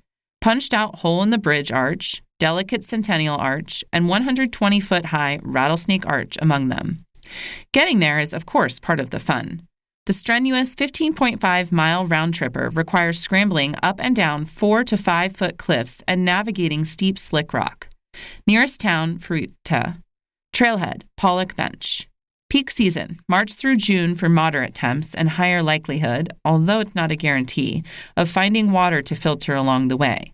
September and October are also temperate, but you'll have to carry all of the H2O you'll need. Permit, none. Fee, none. Pinyon Draw. Black Canyon of the Gunnison National Park. Calling this vertiginous scramble to the bottom of Black Canyon a hike is a stretch. It's more like falling down 1,800 feet in 1.75 miles with style. If that weren't enough of a challenge, the route also throws chest-high poison ivy at anyone who dares descend. Your reward for such suffering? Utter solitude, gold medal trout fishing in the Gunnison River, and unbelievable stargazing, should you choose to make a night of it down there. Nearest town, Crawford. Trailhead, North Rim Campground. Peak season, May through October. The North Rim Road closes during the winter and early spring. Permit. Limited, free permits are required for both day and overnight hikes into the Inner Canyon. Pick one up at the Visitor Center or Ranger Station. Fee, $30 per vehicle for 7 days. Irish Canyon Petroglyph Trail. Irish Canyon area of critical environmental concern. Isolation is a given in this ultra-remote canyon in far northwestern Colorado, and the effort-to-reward ratio is off the charts. The super short, less than half a mile, flat, and fully accessible loop grants an up-close look at a petroglyph panel from the Fremont people, who lived in these parts from roughly 300 to 1300 CE. Nearest town, Maybell. Trailhead, Irish Canyon, off Moffett County Road 10 North. Peak season, year-round. Permit, none. Fees, none. Gates of Lodore Trail, Dinosaur National Monument. The plunging cliff walls that guard the entrance to Lodore Canyon, aka the Gates, force the Green River to a dramatic pinch point at the north end of this wild gorge. Stroll this easy 1-mile round-trip trail for a front-seat view over Jade River waters to the natural fortress. Nearest town, Maybell. Trailhead, Gates of Lodore Campground. Peak season, April through October. Permit, none. Fee, none. Petroglyph Point Trail, Mesa Verde National Park. Walk in the footsteps of the ancestral Puebloans, quite literally, as this trail was once a path frequented by the Spruce Treehouse community, on this scrambly 2.4-mile loop to a 35-foot wide petroglyph panel. You'll navigate steep drop-offs, slither between boulders, peer into Spruce and Navajo canyons, and Spider-Man up a stone staircase en route. Nearest town, Cortez. Trailhead, Spruce Treehouse Overlook. Peak season, year-round, hike in the morning in the summer for more comfortable temperatures, and wear traction for snow and ice in the winter months. Permit, none. Fee, $30 per vehicle for 7 days, May 1 to October 22. $20 per vehicle for 7 days, October 23 to April 30th. The Dune Field, Great Sand Dunes National Park and Preserve. Smack between the high desert grasslands of the San Luis Valley and the snow-topped San de Cristos, you'll find the unlikeliest sight in Colorado, a Sahara-style ocean of sand. This 30-square-mile field of shifting sands holds the tallest dunes in North America. There are no trails here, just sinuous sandy ridgelines to follow and pyramidal dune summits to climb. But if you need a destination, 736-foot Star Dune, a 6-mile round-trip hike, makes for a full day in the sandbox. Nearest town, Mosca. Trailhead, Dunes Parking Lot. Peak season, year-round, but September and October have the best weather. Permit, none. Fee, $25 per car for 7 days. Big Hole Wash-Bent Rock Loop. Red Mountain Open Space. What's more incredible, the soaring red rock formations and curvy canyons on this easy 5.2-mile loop, or the fact that you'll have it all to yourself? Find out by linking the Sinking Sun, Big Hole, Ruby Roche, and Bent Rock trails at this secluded high grassland preserve. Nearest town, Wellington. Trailhead, Red Mountain Open Space Parking Lot. Peak season. The park is open March through November, but March through May and October through November bring the best hiking weather. Permit, none. Fee, none. No Thoroughfare Canyon Trail. Colorado National Monument. Bask in this desert oasis during the spring, when a series of waterfalls form in this quiet canyon filled with bighorn sheep. It's a moderate 4-mile round-trip jaunt to the second cascade, which burbles over a striated rock wall. Warning, flash floods are possible here. Hike only during clear weather. Nearest town, Grand Junction. Trailhead, Devil's Kitchen. Peak season, March through October, but spring rains can make for a mucky hike. Check the monument's website for conditions. Permit, none. Fee, $25 per vehicle for 7 days. Perkins Central Garden Trail, Garden of the Gods. Wander among the highest and most fantastical of the garden's rusty red fins, spires, and towers on this flat, 1.5-mile, fully ADA accessible loop. From the Tower of Babel to the Kissing Camels to the Stegosaurus-like South Gateway Rock, the gang's all here. And since this park, owned by the city of Colorado Springs, rests at the relatively low elevation of 6,400 feet, the gang can include your favorite flatlanders too. Nearest town, Colorado Springs. Trailhead, Garden of the Gods. Peak season, year-round. Permit, none. Fee, none. Join the hunt. From the Rocky Mountains to the Eastern Plains, Colorado boasts millions of acres teeming with wildlife that's ripe for harvest. Sharing in the bounty, however, requires accepting your responsibility to become a steward for conservation. Here, our beginner's guide to using what Mother Nature provides, by Spencer Campbell. Know your why. You'd better have a darned good reason for taking another life. Before she was big enough to carry a gun, Melissa Johnson would follow her father through the grasslands surrounding Trinchera, the rural southeast Colorado community where her family has hunted for decades. But when she turned 14, Johnson approached her dad. "I'm not going to be able to hunt," she told him. "I just cannot pull the trigger. I cannot kill something." He conceded to her conscience, and Johnson retired her rifle. About 15 years later, the Colorado Springs resident returned to Trinchera to interview ranching families for her master's degree at Colorado College, which focused on Southwest studies. Through her research, Johnson came to understand that hunting provided food for the locals' table and connected them to the land and each other. She started stalking again, this time with gratitude for the animal's sacrifice. Johnson's daughter Clara, on the other hand, never shied away from the gruesome realities of the sport. "My grandpa used to call me Heart Ripper," Clara says. That's because when he removed the entrails during field dressings, young Clara was always eager to extract the organ. "I thought it was super cool," she says. "To be able to see all the anatomy and the valves was interesting to me." The Johnsons' backstories reveal a truism about hunting. Even people who share DNA and a long familial history of harvesting animals can have very different sensibilities when it comes to the pursuit. Wherever you think you stand on the subject, one thing is for certain. Hunting is a popular endeavor here in Colorado, and it's only been gaining interest. Applications for licenses have increased for 5 years running, a result of the pandemic and the state's growing population. There was a huge push to get people outdoors, says Joey Livingston, a public information officer with Colorado Parks and Wildlife, CPW, as well as, I think, a push for people that wanted to have their own meat for storage. Hunting, however, is a far more intimidating pastime to pick up than, say, pickleball. Not only are novices venturing into wild terrain with loaded weapons, but they must also traverse CPW's licensing program, which can feel Byzantine to the uninitiated. If you're successful, harvesting an animal, a requirement in most cases if you kill something, can be physically demanding and alarmingly grisly. On the following pages, you'll find lessons rookies should learn to ensure they become ethical, safe sports people. But the first tenet is simple. Hunting is not a hobby to undertake lightly. You've got to know your why, Melissa says.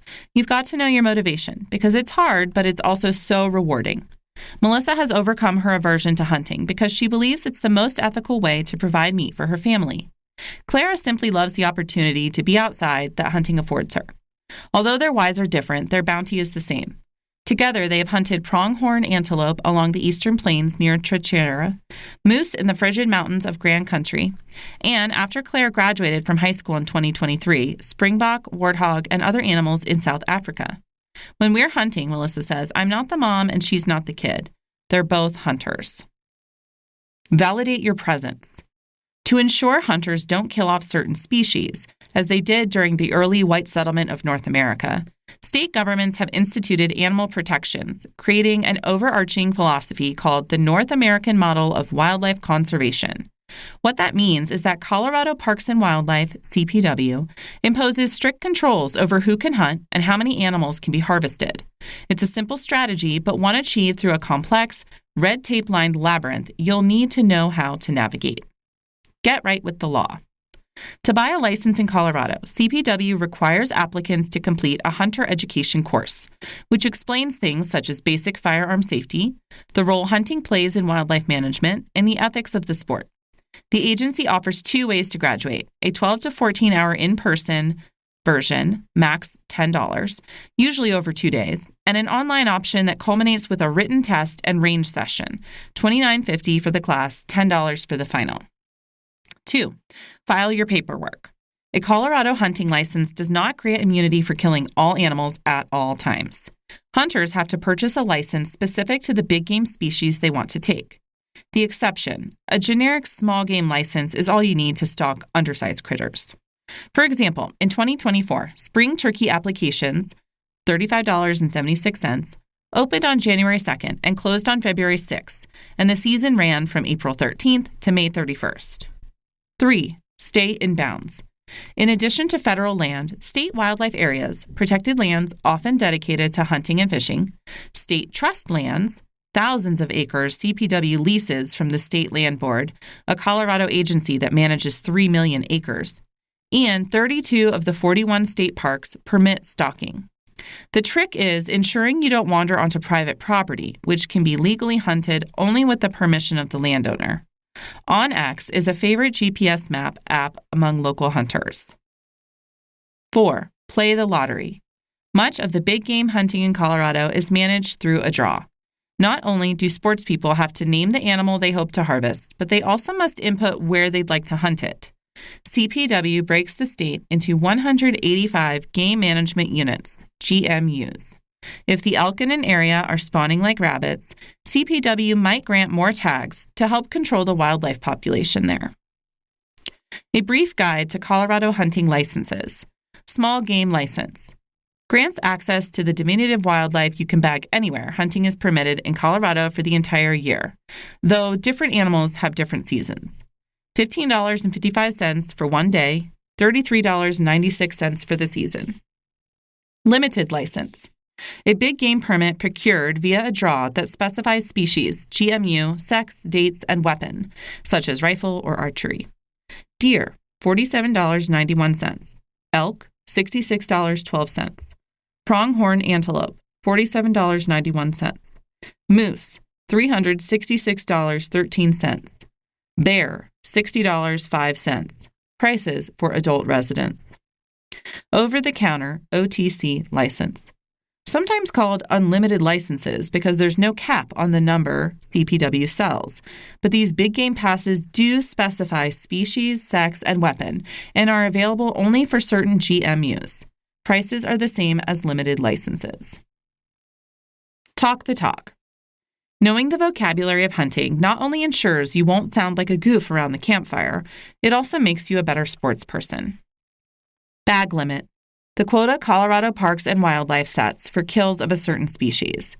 For example, in 2024, hunters were only allowed to harvest 3 rooster pheasants each day, but could take up to 8 quail. Blind. A structure that hides a hunter. They can be located on the ground, behind natural terrain such as a log or an artificial tent-like edifice, or elevated in a tree. Calling. Mimicking animals' sounds to draw wildlife closer to you. Common examples include elks' bugles, turkey hens' yelps, and ducks' quacks. Clean kill. A shot through an animal's vital organs, which results in a quick death, the goal of all sports people. Conversely, a gut shot enters through the entrails and leads to a slow, painful demise for the animal. Draw. The lottery that determines allotment of limited licenses. Colorado organizes 2 for each species a year. Drop camp.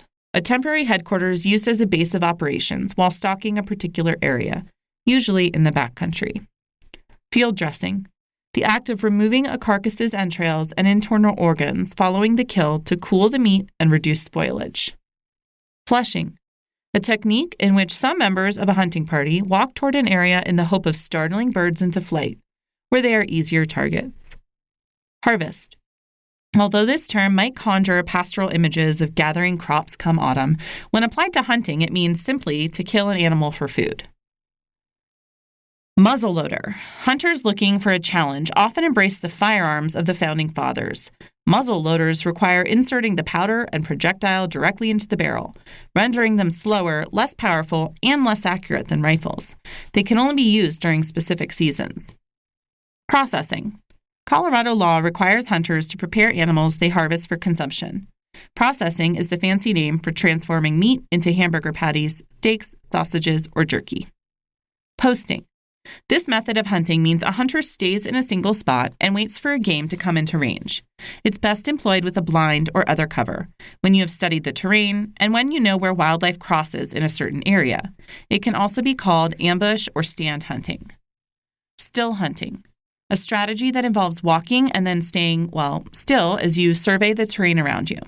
It's most successful when the hunter uses cover and spends 10 times longer being still than walking. Stalk. Hunting by tracking, following broken brush, tracks, or noises. But that noise you heard could be another hunter, so avoid this technique in call-heavy pursuits, such as turkey hunting. Tag. What hunters often call their licenses. In Colorado, it also refers to the portion of the license that must be removed and attached to the carcass to ensure you don't kill more critters than you were allotted. Learn the tools of the trade. The Family Shooting Center. Located inside Cherry Creek State Park, the Family Shooting Center in Aurora offers a firearm safety course that decreases in price if you bring more people, starting at $60 per person. Once you're comfortable, move to the rifle or skeet ranges to scope in for the season. Empty Quiver Archery. This Broomfield archery range organizes beginner classes, $22 plus $8 for equipment rental, twice on Thursdays, 4:30 and 6:30 p.m., and 3 times on Saturdays, 9 a.m., 12 p.m., and 3 p.m. You'll still want to book some private lessons with one of Empty Quiver's instructors before letting loose on any elk. Cultivate your killer instincts. Colorado Parks and Wildlife hunting mentor Cheryl Varela takes us to school. For rookies who are light on skills, Colorado Parks and Wildlife's CPW Hunter Outreach Program includes educational offerings from in-person clinics to online curricula. The agency also organizes mentor hunts, during which a seasoned stalker guides novices on an outing. Perhaps no Coloradan has embraced these opportunities more than Cheryl Varela, 53, who attended her first class as a beginner in 2016 and became CPW's first woman mentor this summer. We recently spoke with the Longmont resident about the importance of proper schooling. 5280. Why did you want to start hunting? Cheryl Varela. Being a mom of 2 boys, one of them with special needs, hunting is just a good way for me to get outdoors. It's not even about the harvest, it's about enjoying nature and being part of conservation. How did you get connected with CPW's Hunter Outreach Program? I was looking on CPW's website, and it has all these Learn to Hunt classes. I think I did every class they had.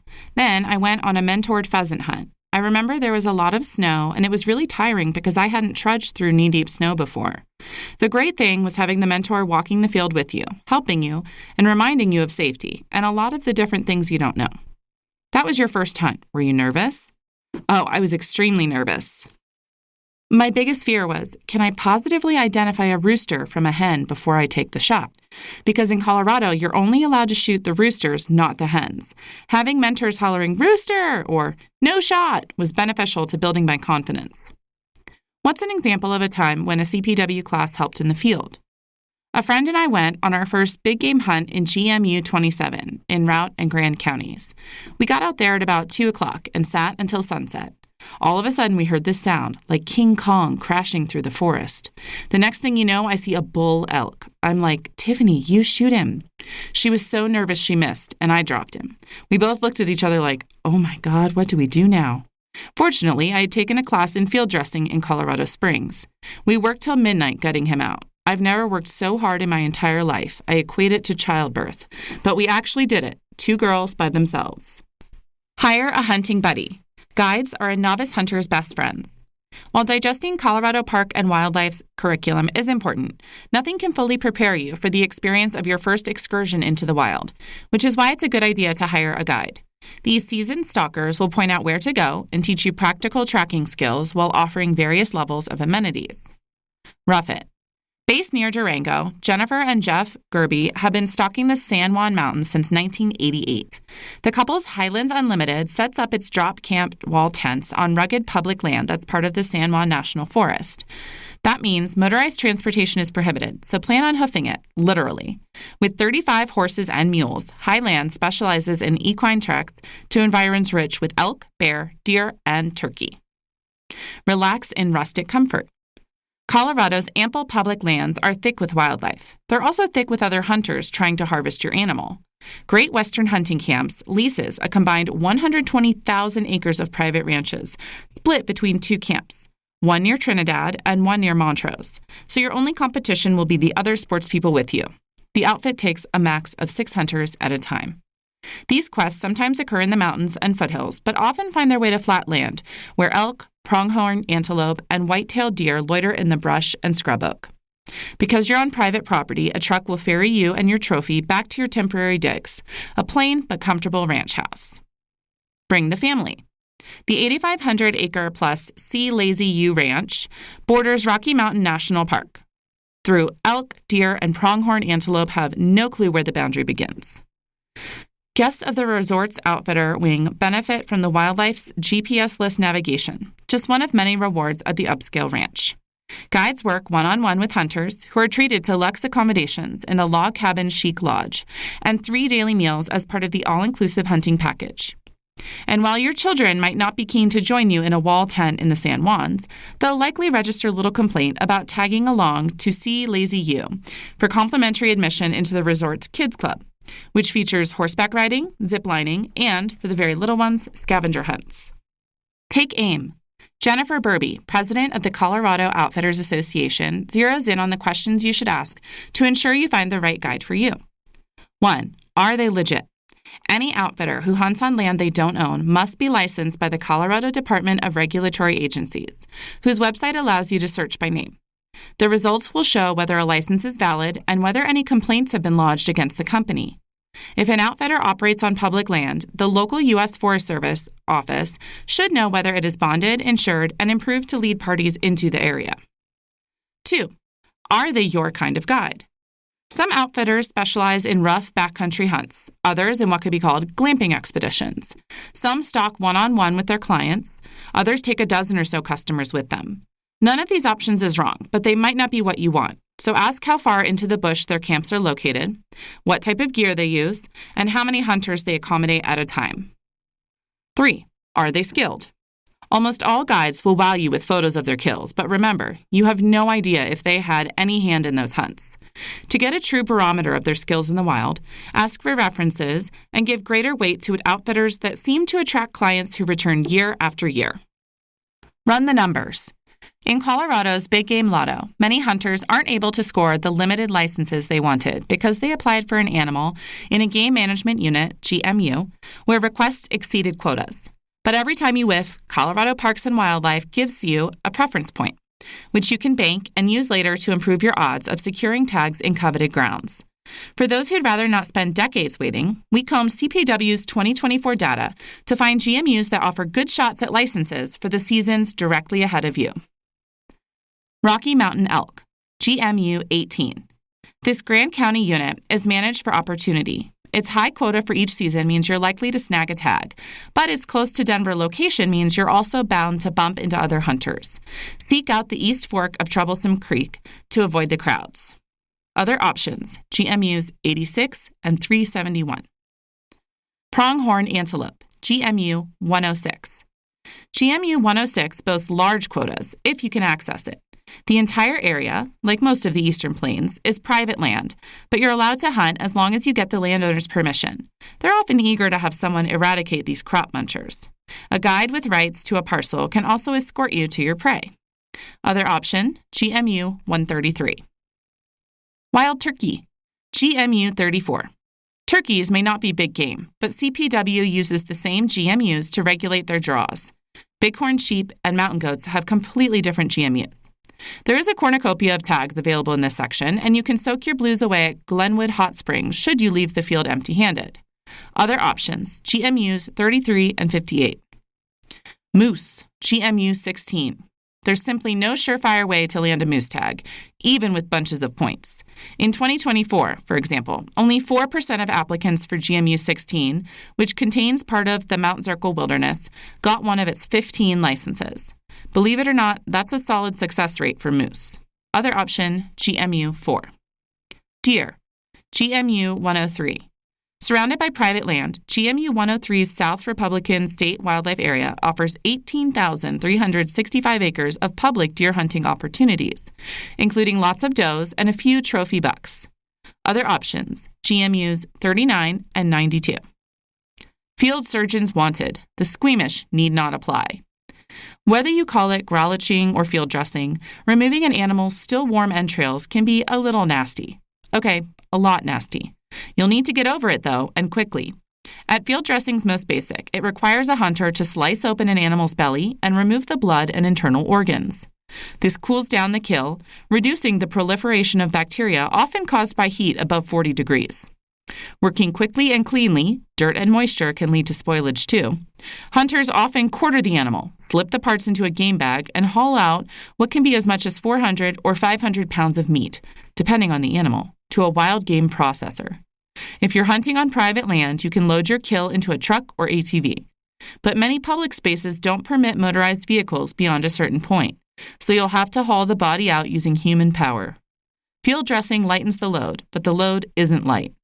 Whatever method hunters deploy, the law doesn't mind if you leave the bones and entrails behind for the vultures to fight over. Clear your conscience. Hunters don't have a great track record of conservation throughout history. Thanks to oversight from agencies such as Colorado Parks and Wildlife, however, animals that were once driven to the brink of extinction by overhunting are thriving in Colorado and actually require harvesting to prevent their populations from overrunning their habitats. Here, 3 species you can feel good about hunting. Game, wild turkey. Backstory. These Thanksgiving treats were nearing extinction in North America during the Great Depression, but CPW managed a reintroduction in the 1980s, and there are now more than 35,000 gobblers in the state. Why you might want to hunt them. Found almost everywhere in Colorado, turkeys are accessible. Spring turkey season starts in April, presenting the first opportunity for hunters to chase something other than small game. And hunting turkeys allows sports people to practice a skill, calling to lure the animals into range. That's also useful for stalking elk. How you can hunt them. There are 2 turkey seasons, one in the spring and one in the fall. Both require draws. Over-the-counter licenses are also available for certain game management units. Hunters usually take the birds with shotguns, but you can also loose an arrow at them. Rifles and handguns, however, are illegal during the spring season. Game. Rocky Mountain elk. Backstory. Just like turkeys, elk almost went the way of the dodo, with fewer than 40,000 roaming the continent in the early 1900s. Today, Colorado boasts the largest population of elk in the world, with about 280,000 animals. They're found everywhere in the Centennial State, but the majority hang out on the western slope. Why you might want to hunt them. With all due respect to Rocky Mountain bighorn sheep, the state animal, there's no better emblem of Colorado's rugged character than elk. Their numbers have grown so dramatically here that hunters are necessary to help reduce the species' competition among itself for resources, especially during winter. How you can hunt them. Archery and muzzleloader seasons come first, opening and closing in September, followed by 4 rifle seasons, starting in October and running through November. These all require limited licenses via draws, but over-the-counter licenses for certain GMUs are also available. For more tips, study CPW's exhaustive online curriculum, Elk Hunting University. Game. Moose. Backstory. In the 1970s, CPW began importing these massive animals, typically ranging from 800 to 1,200 pounds, from Utah and Wyoming to generate revenue from hunting licenses. The import's offspring have bred like crazy, and their descendants now number an estimated 3,000 in Colorado. Why you might want to hunt them. Bull moose are a once-in-a-lifetime quarry, literally. CPW limits hunters to just 1 male, though there's no quota on cows. They usually travel alone and are typically spotted in riparian zones, along rivers, streams, and lakes, where they can be difficult to see while munching on brush in shaded areas. How you can hunt them. You can take a moose with a bow or muzzleloader in September or with a rifle in October. You must enter a draw to receive a license. CPW doesn't offer over-the-counters for the mammal. Even in the lottery, the chances of receiving a tag are slim. In 2024, less than 1% of the hunters who entered the moose draw received a tag. The most delicious game. For novice hunters, squirrels are a great place to start. On a crisp morning in February 2023, a few pals and I set off through the woods outside of Fairplay, though this was hardly a leisurely hike. Armed with a shotgun, I scanned the trees looking for movement. The silence was broken when we finally heard a rustling in the branches above us. Acorns from the wall of oaks surrounded us littered the ground. As yet another hit the earth, I steadied my gun and took aim at the critter perched on a branch above me. Even from 20 yards away, I knew this particularly plump squirrel would make for good eating. Now 30, I grew up hunting deer and turkey on my grandfather's farm in Missouri and survived college in Florida on the wild boar meat I harvested there. I always believed big game was the pinnacle of the sport, especially after moving to Colorado in 2019. But then, in 2023, I heard about the World Championship Squirrel Cook-Off, held each September in Springdale, Arkansas. Being both curious and country, my mother owned a pet bear growing up. I pulled out my wisdom teeth using pliers. The contest appealed to me. I filled out my entry form and immediately began dreaming up recipes. To test and perfect my dish, I needed to get a hold of a steady supply of the main ingredient, so I began scouring Colorado's public land for squirrels. You need to buy a small game license, and different squirrel species have different seasons and bag limits. Much to my surprise, squirrel hunting offered a refreshing contrast to big game hunting, which might require you to spend days traversing tough terrain without spotting a single animal, and, if you're successful, to pack out a massive carcass. Squirrel hunting, on the other hand, is low stakes and high reward. You're likely to see multiple squirrels in a single outing, and they're forgiving of newbies. You don't have to be quiet because startling the rodent only betrays its location. And there's likely to be another opportunity if you miss your shot. Another surprise was how versatile squirrels are in the kitchen. They absorb flavor like a Nerf football soaks up water. I experimented with various recipes, from squirrel steaks to squirrel soup, before eventually settling on tamales fried in bear fat, served with a crema made from ancho chili peppers, red chilies, red peppercorns, chili powder, and tomato bouillon.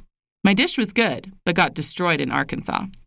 It isn't often that I get out-rednecked, but most of my competition looked like they'd been frying bark bacon since before Moby Dick was a sardine. I should have known better. I've been on hog hunts in Arkansas. I'll never forget the look of shock on my comrades' faces when I told them I'd never eaten raccoon before. These men and women were wild game culinarians, cooking up squirrel and waffles, squirrel cow soy, and squirrel al pastor. Every bite tasted delicious. Still, I remain undeterred. I've spent the past year preparing for a return to the natural state this month, and I'm leaning toward presenting a reimagining of my grandmother's bolognese. As fun as the cook-off will be, though, my favorite part remains procuring the ingredients for the test kitchen. Pay to play. Hunters have picked up the tab for thousands of acres of protected land in Colorado. Even within the picturesque confines of Colorado's South Park region, Collard Ranch stands apart. Flanked by Pike National Forest and surrounded by the Lost Park Wilderness, the Kenosha Mountains, and the Mosquito Range, the property stretches across 1,860 spectacular acres. A 5-mile section of Tarryall Creek, a tributary of the South Platte River, winds through the parcel, creating a wetland ecosystem that draws elk, mountain plovers, and boreal toads.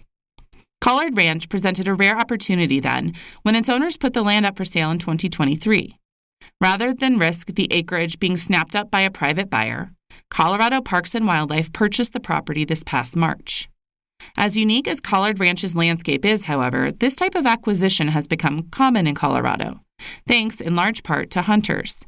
In 2006, CPW launched the Colorado Wildlife Habitat Protection Program, an initiative that raises money through the Habitat Stamp, a now $12.15 annual fee tacked onto hunting and fishing licenses. You can nab a lifetime stamp for $364.63. CPW uses those funds to help buy and preserve important ecosystems under its state wildlife area designation. In turn, hunters and anglers get to reap the land's bounty, under strict conservation rules imposed by CPW, of course. Since the Habitat Stamp's inception, the program has helped to secure 146,300 acres of land through the SWA designation. To buy Collard Ranch, CPW used $2 million in stamp money and $6.25 million from the Great Outdoors Colorado, which invests state lottery proceeds to preserve the wild. The state will eventually open the property as the Collard Ranch State Wildlife Area, where anglers will cast their lines into Tarryall Creek in search of trout, and hunters will pursue mule deer, pronghorn antelope, and the litany of elk that migrate across the property during the fall. All hunters are conservationists, says Kara Van Noos, a public information officer with CPW. I know that sounds strange, but hunters care about wildlife. After all, the sport is not possible without it. Eat your meat. A visit to your friendly neighborhood processor completes the wilderness to table journey. Trophy hunting, as in taking animals solely for sport, isn't most Coloradans' bag. Even if it were, a state statute requires that hunters turn their harvest into consumable meat. Fortunately, processing wild game into palatable portions is as simple as finding a processor. One such provider, 48-year-old Steve's Meat Market in Old Town Arvada, divvies up about 4,500 carcasses per year. Its basic package includes burgers, steaks, and roasts, all vacuum sealed and, if desired, flash frozen for long-term storage. The price, $1.60 per pound, and customers can expect about 60% of the total weight of the carcass to yield comestible portions. More specialized products such as sausage and jerky cost more. The difficult part is getting the harvest to the processor in time to avoid rotting, a task that's become more difficult as temperatures rise. We have seen a huge change in our weather in Colorado, says Steve's co-owner, Trev Stuckey, who recommends skinning the animal and getting it into a cooler quickly to ensure the carcass cools faster. With autumn and winter staying hotter longer, he adds, hunters have taken to bringing generator-fueled freezers with them on hunts.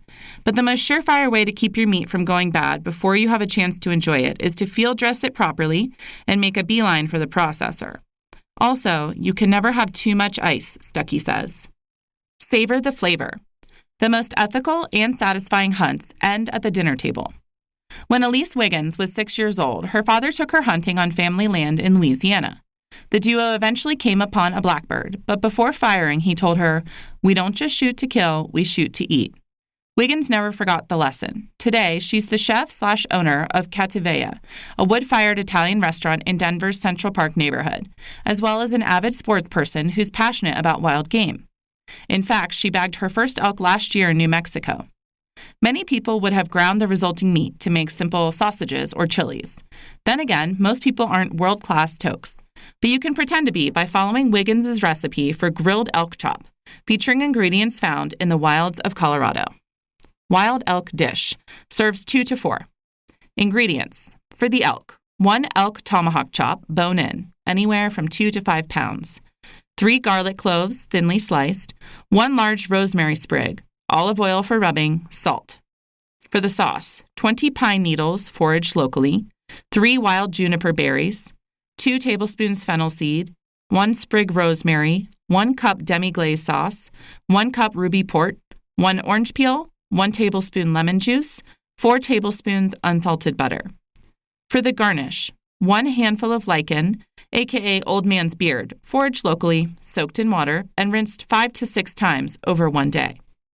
1 ounce frying oil of your choice, 2 whole garlic cloves, salt, gorgonzola crumbles, tarragon, chopped. For the butternut squash puree, 1 butternut squash, 1 pinch cinnamon, 2 pinches sea salt, 1 tablespoon white pepper, 1 teaspoon lemon juice, 2 tablespoons unsalted butter. Directions. Rub the elk chop with the garlic and rosemary. Place in a large sous vide bag. Cook in the oven at 130 degrees for 4 to 6 hours until medium rare. 2. To make the sauce, combine all ingredients except the lemon juice and butter. Simmer and reduce until the sauce coats the back of a spoon. Strain and set aside. 3. To make the lichen garnish, drain the lichen and set it on a towel to dry. Heat the frying oil with garlic to 350 degrees, then remove the garlic. Fry the lichen in batches no wider than 4 inches and salt it after you remove it. Place it on paper towels to soak up extra oil. 4.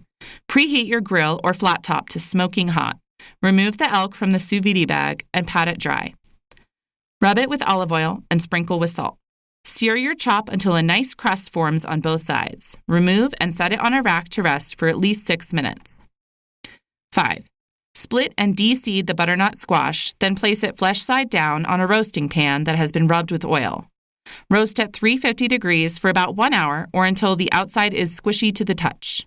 Scoop out the flesh and puree in a blender. Then heat the squash, cinnamon, salt, and white pepper on medium heat, folding in the spices.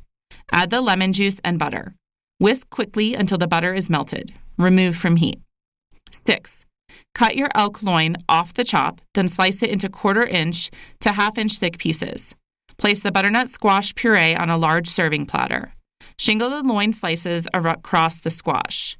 Lay the tomahawk bone beside the slices and pour the sauce over the top of the meat. Garnish with the fried lichen, gorgonzola crumbs, and chopped tarragon. Mile High Makeover. After Mayor Mike Johnston laid out his plan to revitalize downtown Denver, our reporter spent 18 consecutive hours in the city center to better understand the post-pandemic obstacles the Mile High City still faces. By Robert Sanchez. As the A-line from Denver International Airport pulls into Union Station, the train's cars screech and shudder to a stop. The brake's sharp hiss echoes off the glass and concrete buildings overlooking the platform. Train doors open simultaneously, and a phalanx of passengers step into the sunlight. It's 7:04 a.m. on Thursday, June 13th, and Union Station is one of downtown Denver's liveliest spots. Morning travelers and office workers line up at Pig Train Coffee Co. to order cappuccinos and vanilla lattes. The concierge at the $500 a night Crawford Hotel waits expectantly at the front desk inside the station's Great Hall. A security guard holds the door for an elderly couple heading to the trains. Bethany Wells walks across the station's concrete platform with her roller bag. A former Denverite, the 29-year-old left with her now husband for West Palm Beach, Florida, during the pandemic and hadn't been back for a couple of years. During her time away, she'd heard about the post-COVID-19 troubles in Denver that had also taken hold in so many American cities: rising crime, homelessness, closed businesses, and opioid misuse. Despite then Mayor Michael Hancock's optimistic outlook for the Mile High City, Denver's reputation is one of never giving up, he wrote in the Denver Post in 2022. Almost no one would deny that a malaise had overtaken the Mile High City's downtown. Wells planned to see friends and visit her old haunts, restaurants and apartments and familiar streets in the Capitol Hill neighborhood.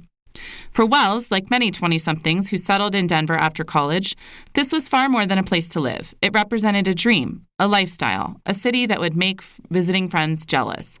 It's impossible not to love Denver, she says. I agree with Wells. I was raised in suburban Denver, went to high school here, got married here, and returned to my hometown, Parker, after college and a few jobs in different parts of the country. I've raised my children here and, since the late 2000s, have held jobs at the Denver Post, the Rocky Mountain News, and this magazine. I've seen the best and worst the city has to offer. These days, it's difficult to put a neat label on Denver. It's true, Denver will never be New York City or Los Angeles, both coastal 24-hour cities. Denver is a so-called 18-hour city, a lively, mid-sized town with cultural amenities that rival larger urban centers and that typically runs from sunup until around midnight. Like many post-pandemic American cities today, it has tent encampments, late-night violence, and empty storefronts. On the other hand, the city has Michelin-starred restaurants, a jewel of a ballpark in Coors Field, hip bars, and an inviting anchor in Union Station, all nestled into Lodo, which has fared better than greater downtown since the end of the pandemic. Lodo wasn't always a booming part of downtown. The area started to flourish in the late 1990s and early aughts, but it was the redevelopment of Union Station in 2014 that spurred the full blossoming of the neighborhood. That is in large part why Denver Mayor Mike Johnston in May harked back to the successful overhaul of Union Station and laid out how a revamped Downtown Development Authority, DDA, which was used to fund the Union Station renovation, could help bring all of downtown Denver out of its post-pandemic doldrums. The mayor's plan was met with cautious optimism, but I had a question. Could Union Station and Lodo really be a roadmap for the rest of the city center? To find out, I wanted to spend 18 hours, from 7 a.m. until 1 a.m., wandering between Wynkoop and Grant Streets to better understand the current state of downtown. On that June morning, people with backpacks and leather satchels are carrying paper coffee cups as they walk past the fountain in front of the station. As Wells and I chat, she says her visit is a chance to collect some of her past, an opportunity to reacquaint herself with a place that might not be exactly as she remembered it. This city was a great chapter in my life, she tells me. She'd met her husband in Capitol Hill during the pandemic's peak. She paused for a moment. I hope there's still something magical about it. A century and a half ago, Denver was also looking for a revamp. A frontier city built during Colorado's gold rush, Denver's post-Civil War population stagnated at about 4,500 residents, as the lack of gold field success led to hundreds of go-backs, as Rocky Mountain News publisher William Byers called those who returned home. Denver was a dusty, inhospitable place. Homes and businesses periodically washed away in floods. Shanties popped up along streets, creating the city's first slums. Too dead to bury, Thomas Durant, the Union Pacific Railroad vice president, declared of Denver in the 1860s.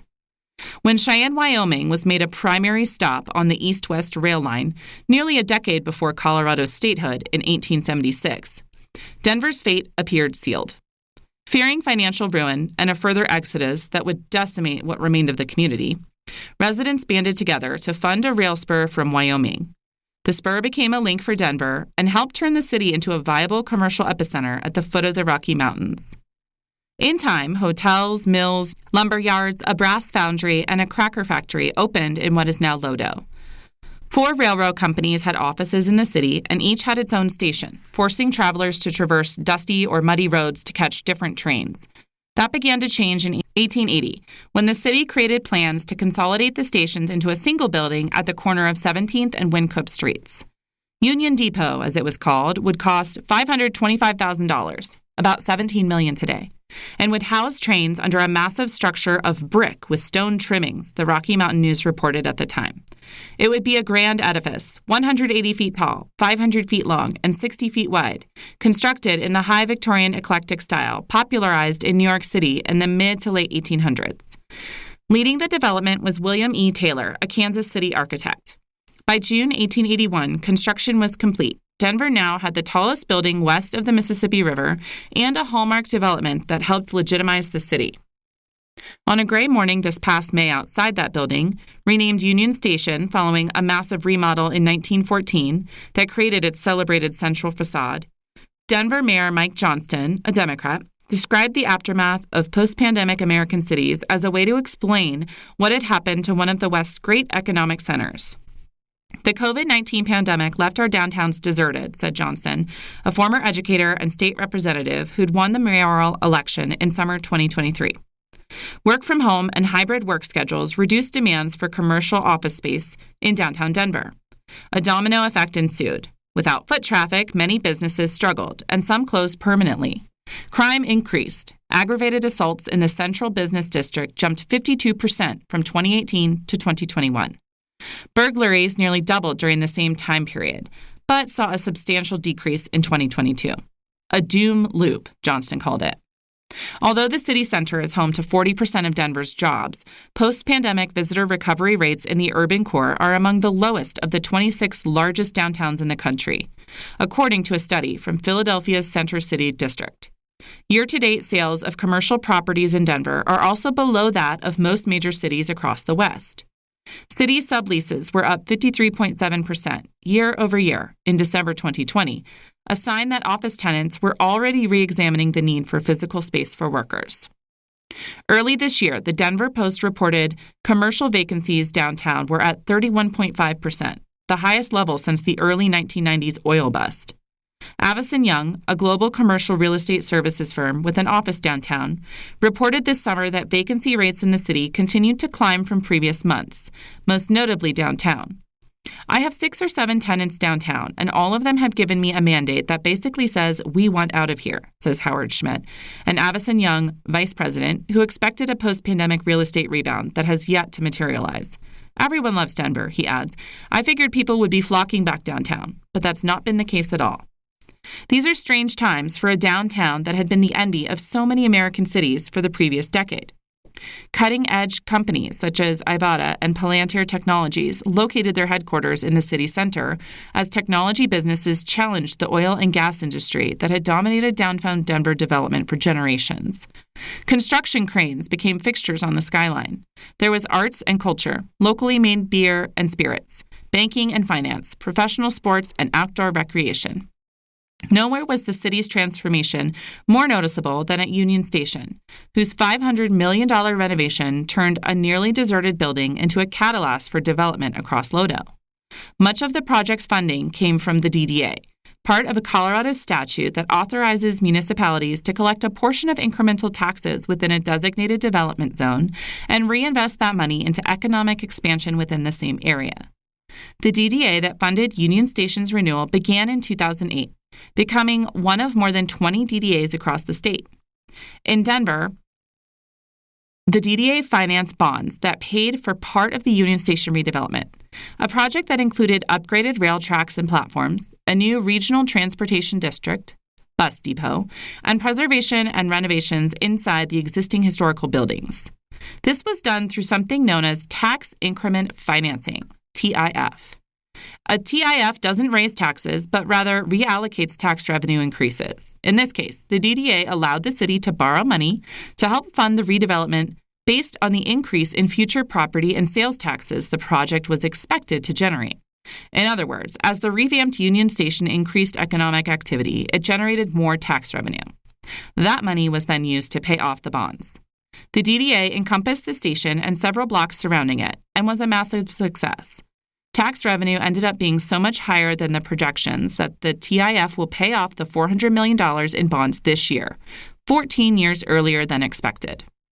And so, as Johnston stood outside Union Station on that spring day, he unveiled a new plan for the city, an ambitious project called Vibrant Denver that would expand the original, now expiring DDA to the rest of downtown. From Lodo, through the city's core, and all the way to the state's capital, $500 million would be spent over the next 15 years as part of a massive, more than 85-block transformation.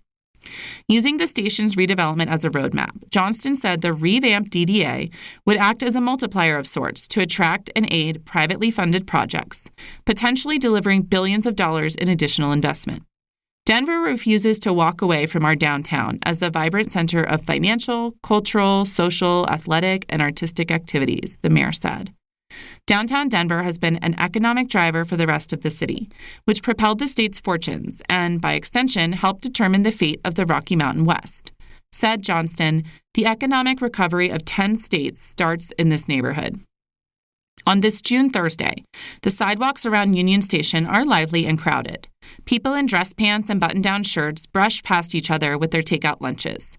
A group of friends chat on the concrete steps in front of the Wynkoop Brewery. The fountain splashes, giggling children whose parents record the moment on their phones. Ubers and Lyfts line up along Wynkoop Street. A small party of travelers with suitcases walks up 17th Street to the Oxford Hotel. As a whole, the city of Denver has relatively low rates of violent crime and one of the lower homicide rates when compared with similarly sized cities. But since the pandemic, downtown has become notorious for crimes such as car break-ins, assaults, and public drug use. Data prove the reputation is earned. In June and July, there were at least 5 burglaries with forced entry in Lodo. 8 serious assaults were reported in an 8-day period throughout downtown in late June. There was an armed carjacking during the day on June 30th, and 2 people were shot 2 blocks from Union Station in early July. The idea that such a vibrant neighborhood can feel so unmoored at a time is a contradiction that's difficult for even longtime residents to comprehend.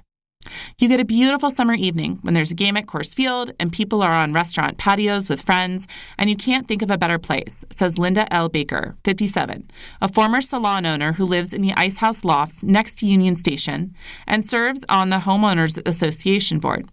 A few nights later, you're dodging open-air drug users and wondering if anyone's going to help if you're attacked. Denver can be amazing and frustrating, sometimes in the same hour. Just before noon that day, I meet Andrew Mueller, an assistant professor at the University of Denver's Daniel College of Business, for lunch at a restaurant near Track 7, behind Union Station. The area is teeming with activity. Downtown workers wander about. A group of women hug hello outside a newly arrived train, near a man experiencing homelessness who's shading himself from the heat. Mueller studies urban environments and development and how people interact within those things. Denver, like most cities, is a complicated place, he says. What's unique to the Mile High City, however, is that its current predicament can be traced to development decisions that date back nearly 60 years. In 1967, Denver voters overwhelmingly approved the Skyline Urban Renewal Project, a plan that demolished 120 acres of prime downtown real estate in favor of office towers and vast parking lots that accommodated workers who'd taken part in the flight to the suburbs over the previous decade. The en vogue planning at the time was all about building skyscrapers and creating a city of the future, Mueller says. More than 1,500 mostly poor downtown residents were displaced during the teardown, and many of those people ultimately found homes in public housing outside the city center. Denver had these beautiful old 5-story buildings everywhere, high density and good mixed use, Mueller says, and then the city turned that into parking lots. Despite Union Station's much heralded 2014 renovation, other, more recent redevelopment projects haven't gone particularly well. The 16th Street Mall, now undergoing a $170 million overhaul that has faced multiple delays, has been reimagined twice in the past 2 decades, but neither project has proved successful. Downtown's Skyline Park, a modernist icon built in the early 1970s, fell into neglect and was remodeled in 2004, but continues to be a hub for drug use and people without housing. Part of the park today is cordoned off. The idea behind the mayor's DDA expansion proposal follows an emerging consensus around the United States that major cities can reinvent themselves by taking a page out of the old playbook. Essentially, turning the city center back into a neighborhood where people want to spend time, regardless of where they might work. Case in point is Lodo. The neighborhood encapsulates the concept of the work, live, play ethos Johnston wants to expand to the rest of downtown, a sentiment repeated by nearly every politician, developer, and resident I spoke with for this story. If you create a cool, safe, welcoming place people want to visit, then you're creating a place where people are going to want to work, and then they're going to start looking for a home, says Susan Chong, a real estate agent who sells properties downtown and lives 3 blocks from Union Station. It's a pretty obvious solution. As the theory goes, a city center should have affordable residences filled with families, which then attract businesses like restaurants, daycare centers, and grocers. If that can be the norm again in a place like Denver, then that's a really exciting roadmap for the rest of the country, Mueller says. In essence, the concept is a throwback to a time when store owners could live above their businesses, shop for daily staples, and go out to dinner all within a few blocks of home. The question today is whether Denver can accomplish that vision. We have to be optimistic about the possibilities. Walter Eisenberg, the president and CEO of the Sage Hospitality Group, told me later on that warm June day at the Oxford Hotel. Eisenberg operates more than 90 hotels across the country, including 4 in Lodo. The Oxford, his crown jewel, has returned to its pre-pandemic numbers, he says, as have Sage's 3 other hotels nearby. That Sage properties have lagged elsewhere is proof, Eisenberg says, that the DDA that funded Union Station's revitalization worked and can succeed as an expanded entity to drive other development in the city center. People want to be in Lodo because there's a high quality of life. There's always something going on, says Eisenberg, who also helped create projects for both McGregor Square and the Dairy Block, 2 developments that are examples of modern, dense, mixed-use gathering spots in Lodo. As part of a downtown revamp, he says, there needs to be an expansion and yet another remodel of Skyline Park. Abandoned ground floor retail spaces throughout the city center need to be reoccupied. And that's going to take time, but it's absolutely important. Energize the ground floors downtown, and you're going to get residents and office tenants and visitors, Eisenberg says. We need to look at this downturn as an opportunity to dig in and roll up our sleeves and say, what should downtown be? From his 3rd-floor office at the City and County Building, the mayor can see the terminus of the future DDA across East Colfax Avenue from Civic Center Park. Right now, it's the yin to Union Station's yang, an imperfect bookend. Some cities are looking at the issues and saying the idea of downtowns is dead. It's a 20th century notion, and don't try to revive it, Johnston tells me. We feel the opposite. We're doubling down on the idea that downtowns can be vibrant and are a must for cities to survive. Along a wall near the mayor's desk is an 8-foot-long map of the renovations along the 16th Street Mall. Before Union Station's rebirth, the mall had been the centerpiece of a downtown that didn't have much to offer residents, office workers, or visitors. It was, in many ways, downtown's most distressed and disappointing asset. With the mall now scheduled to reopen next summer, Johnston believes it can be a lively spine that will link Lodo to the rest of downtown, a renewed commercial district where boutiques and big-box retailers and restaurants coexist within a walkable 15-block stretch. This is all critical to Johnston, who took office more than a year ago on a platform that emphasized safe streets and a promise to pull Denver out of its post-pandemic listlessness. In the first 10 months of his administration, more than 1,000 people previously experiencing homelessness in the city were moved to residences away from Lodo and the city center. It's like someone flipped the on switch and gave us back part of the city, says Chong, the real estate agent. Johnston has now turned his attention to the DDA. Under Colorado statute, each of the state's cities is allowed only one authority. Downtown needs to be the economic priority for the city, the mayor says. As Johnston tells it, Gretchen Holra, the city's former deputy chief operating officer, brought the DDA expansion idea up in a meeting shortly after he took office. I said, "This is brilliant," Johnston says. "Exactly what we've done for Union Station, we can do for all of downtown. This is our only chance." The city council could approve the DDA expansion as early as this fall. After that, the Denver Economic Development and Opportunity Office will create guidelines for projects. The first funding tranche would follow, perhaps as early as next summer, though there are no concrete plans for spending the $500 million over the next 15 years. Johnston and others have mentioned the need to restructure Skyline Park and have visited Boston to study the ways it uses Boston Common to activate the neighborhoods surrounding the 50-acre public park. Denver Councilman Chris Hines, whose district encompasses the entirety of the proposed DDA, says there's been zero opposition to the plan so far. There's a lot of excitement for this, he says, adding that the biggest debates will center on which projects get funding. Hines has already advocated for a 5.280-mile walking and biking path, dubbed the 5280 Trail, that connects Union Station, the Auraria campus, the Golden Triangle, Capitol Hill, and other neighborhoods. The city has also extensively researched commercial to residential conversions on multiple buildings, paying for a study last year that singled out 16 structures downtown that have potential for residential conversions, most of them mid-rises that can offer enough interior natural light to make the projects viable. This spring, members from the nonprofit Downtown Denver Partnership traveled to Calgary, which used a $200 million startup fund to offer developers sped-up approvals and square footage incentives to convert empty offices into residential apartments.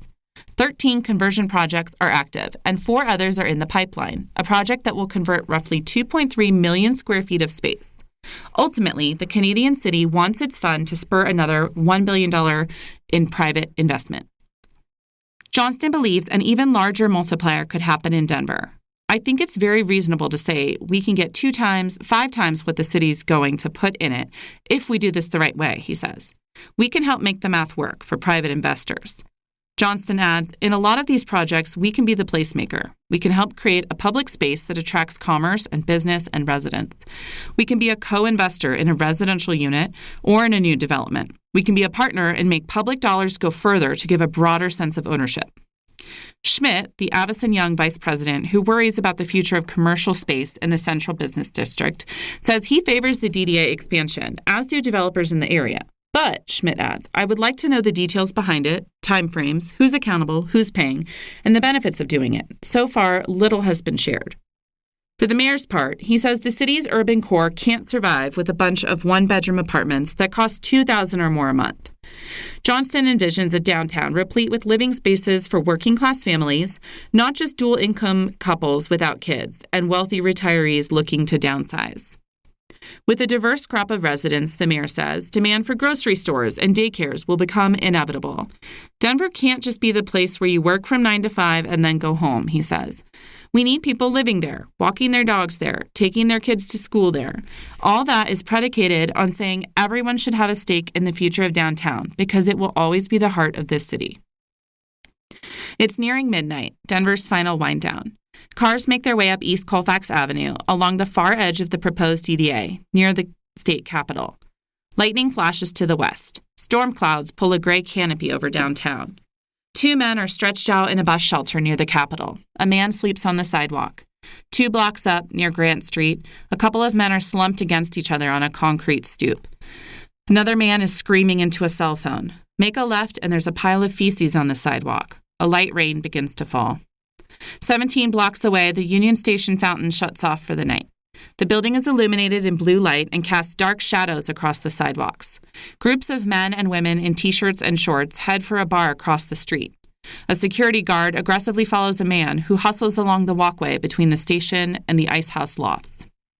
Inside the station, empty glasses clink at the terminal bar near the Wynkoop Street entrance to the Great Hall. A server sits on a bench and wraps newly cleaned silverware in a black cloth napkin. A guard pulls back trash cans and checks hideaway corners for overnight sleepers. Outside on the train platform, the 12:27 a.m. A-line rolls into the station.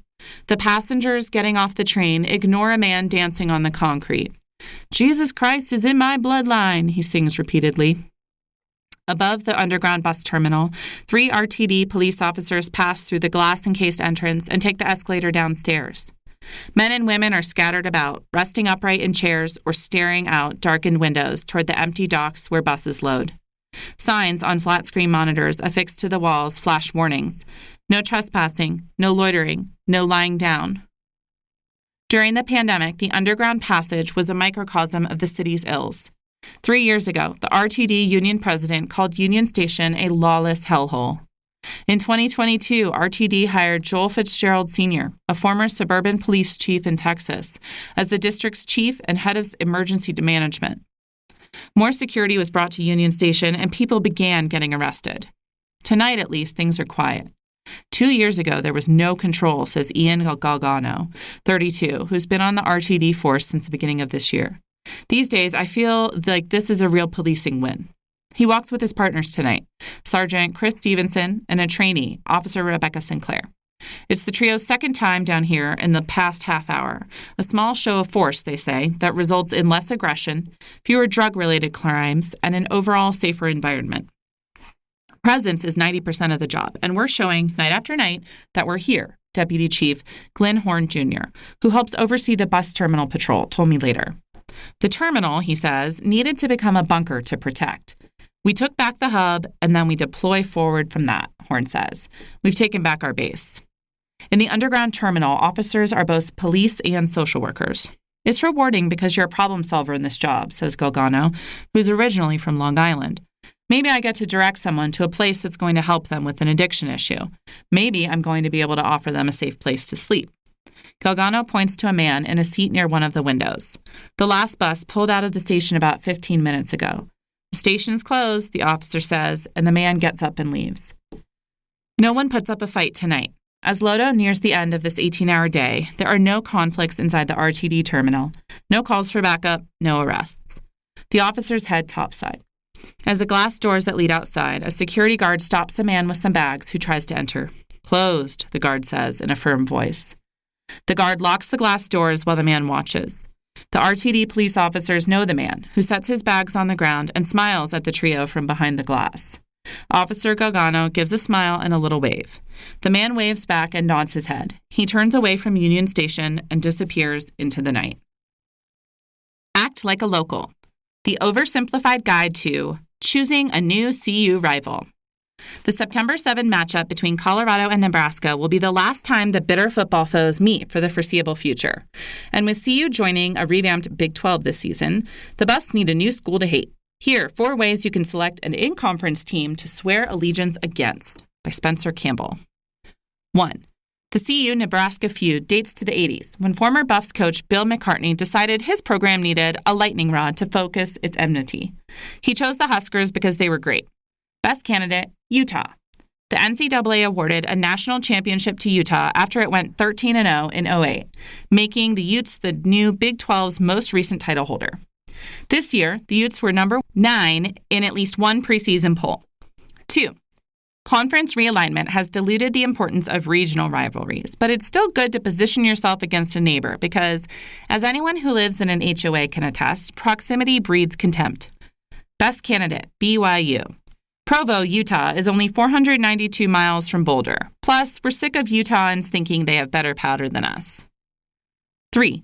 With their giant corncob hats and bless your heart Midwest naivete, Huskers made for easy targets. Although this could be misconstrued as bullying, it just makes sense to select a nemesis who provides rich material for college game day signs. Best candidate, West Virginia. We like the Mountaineers here because the only thing as absurd as an adult wearing a corncob hat is an adult wearing a coonskin cap. 4. McCartney outlawed Nebraska red at Folsom Field. He even divined a rallying cry that still inspires the Buffs faithful, better dead than red. Best candidate, Iowa State, Houston, or Texas Tech. If we redirect our ire at one of these squads, we won't have to change the chant or our wardrobe choices. Thank you for joining us for 5280 Magazine. My name is Maggie. If you want to learn more about this month's issue, tune into 5280 Magazine's official podcast, Behind the Stories, available on all major streaming platforms. For a wider range of accessible content, services, and support, be sure to register at Aftersight by visiting www.aftersight.org or give us a call at 303-786-7777.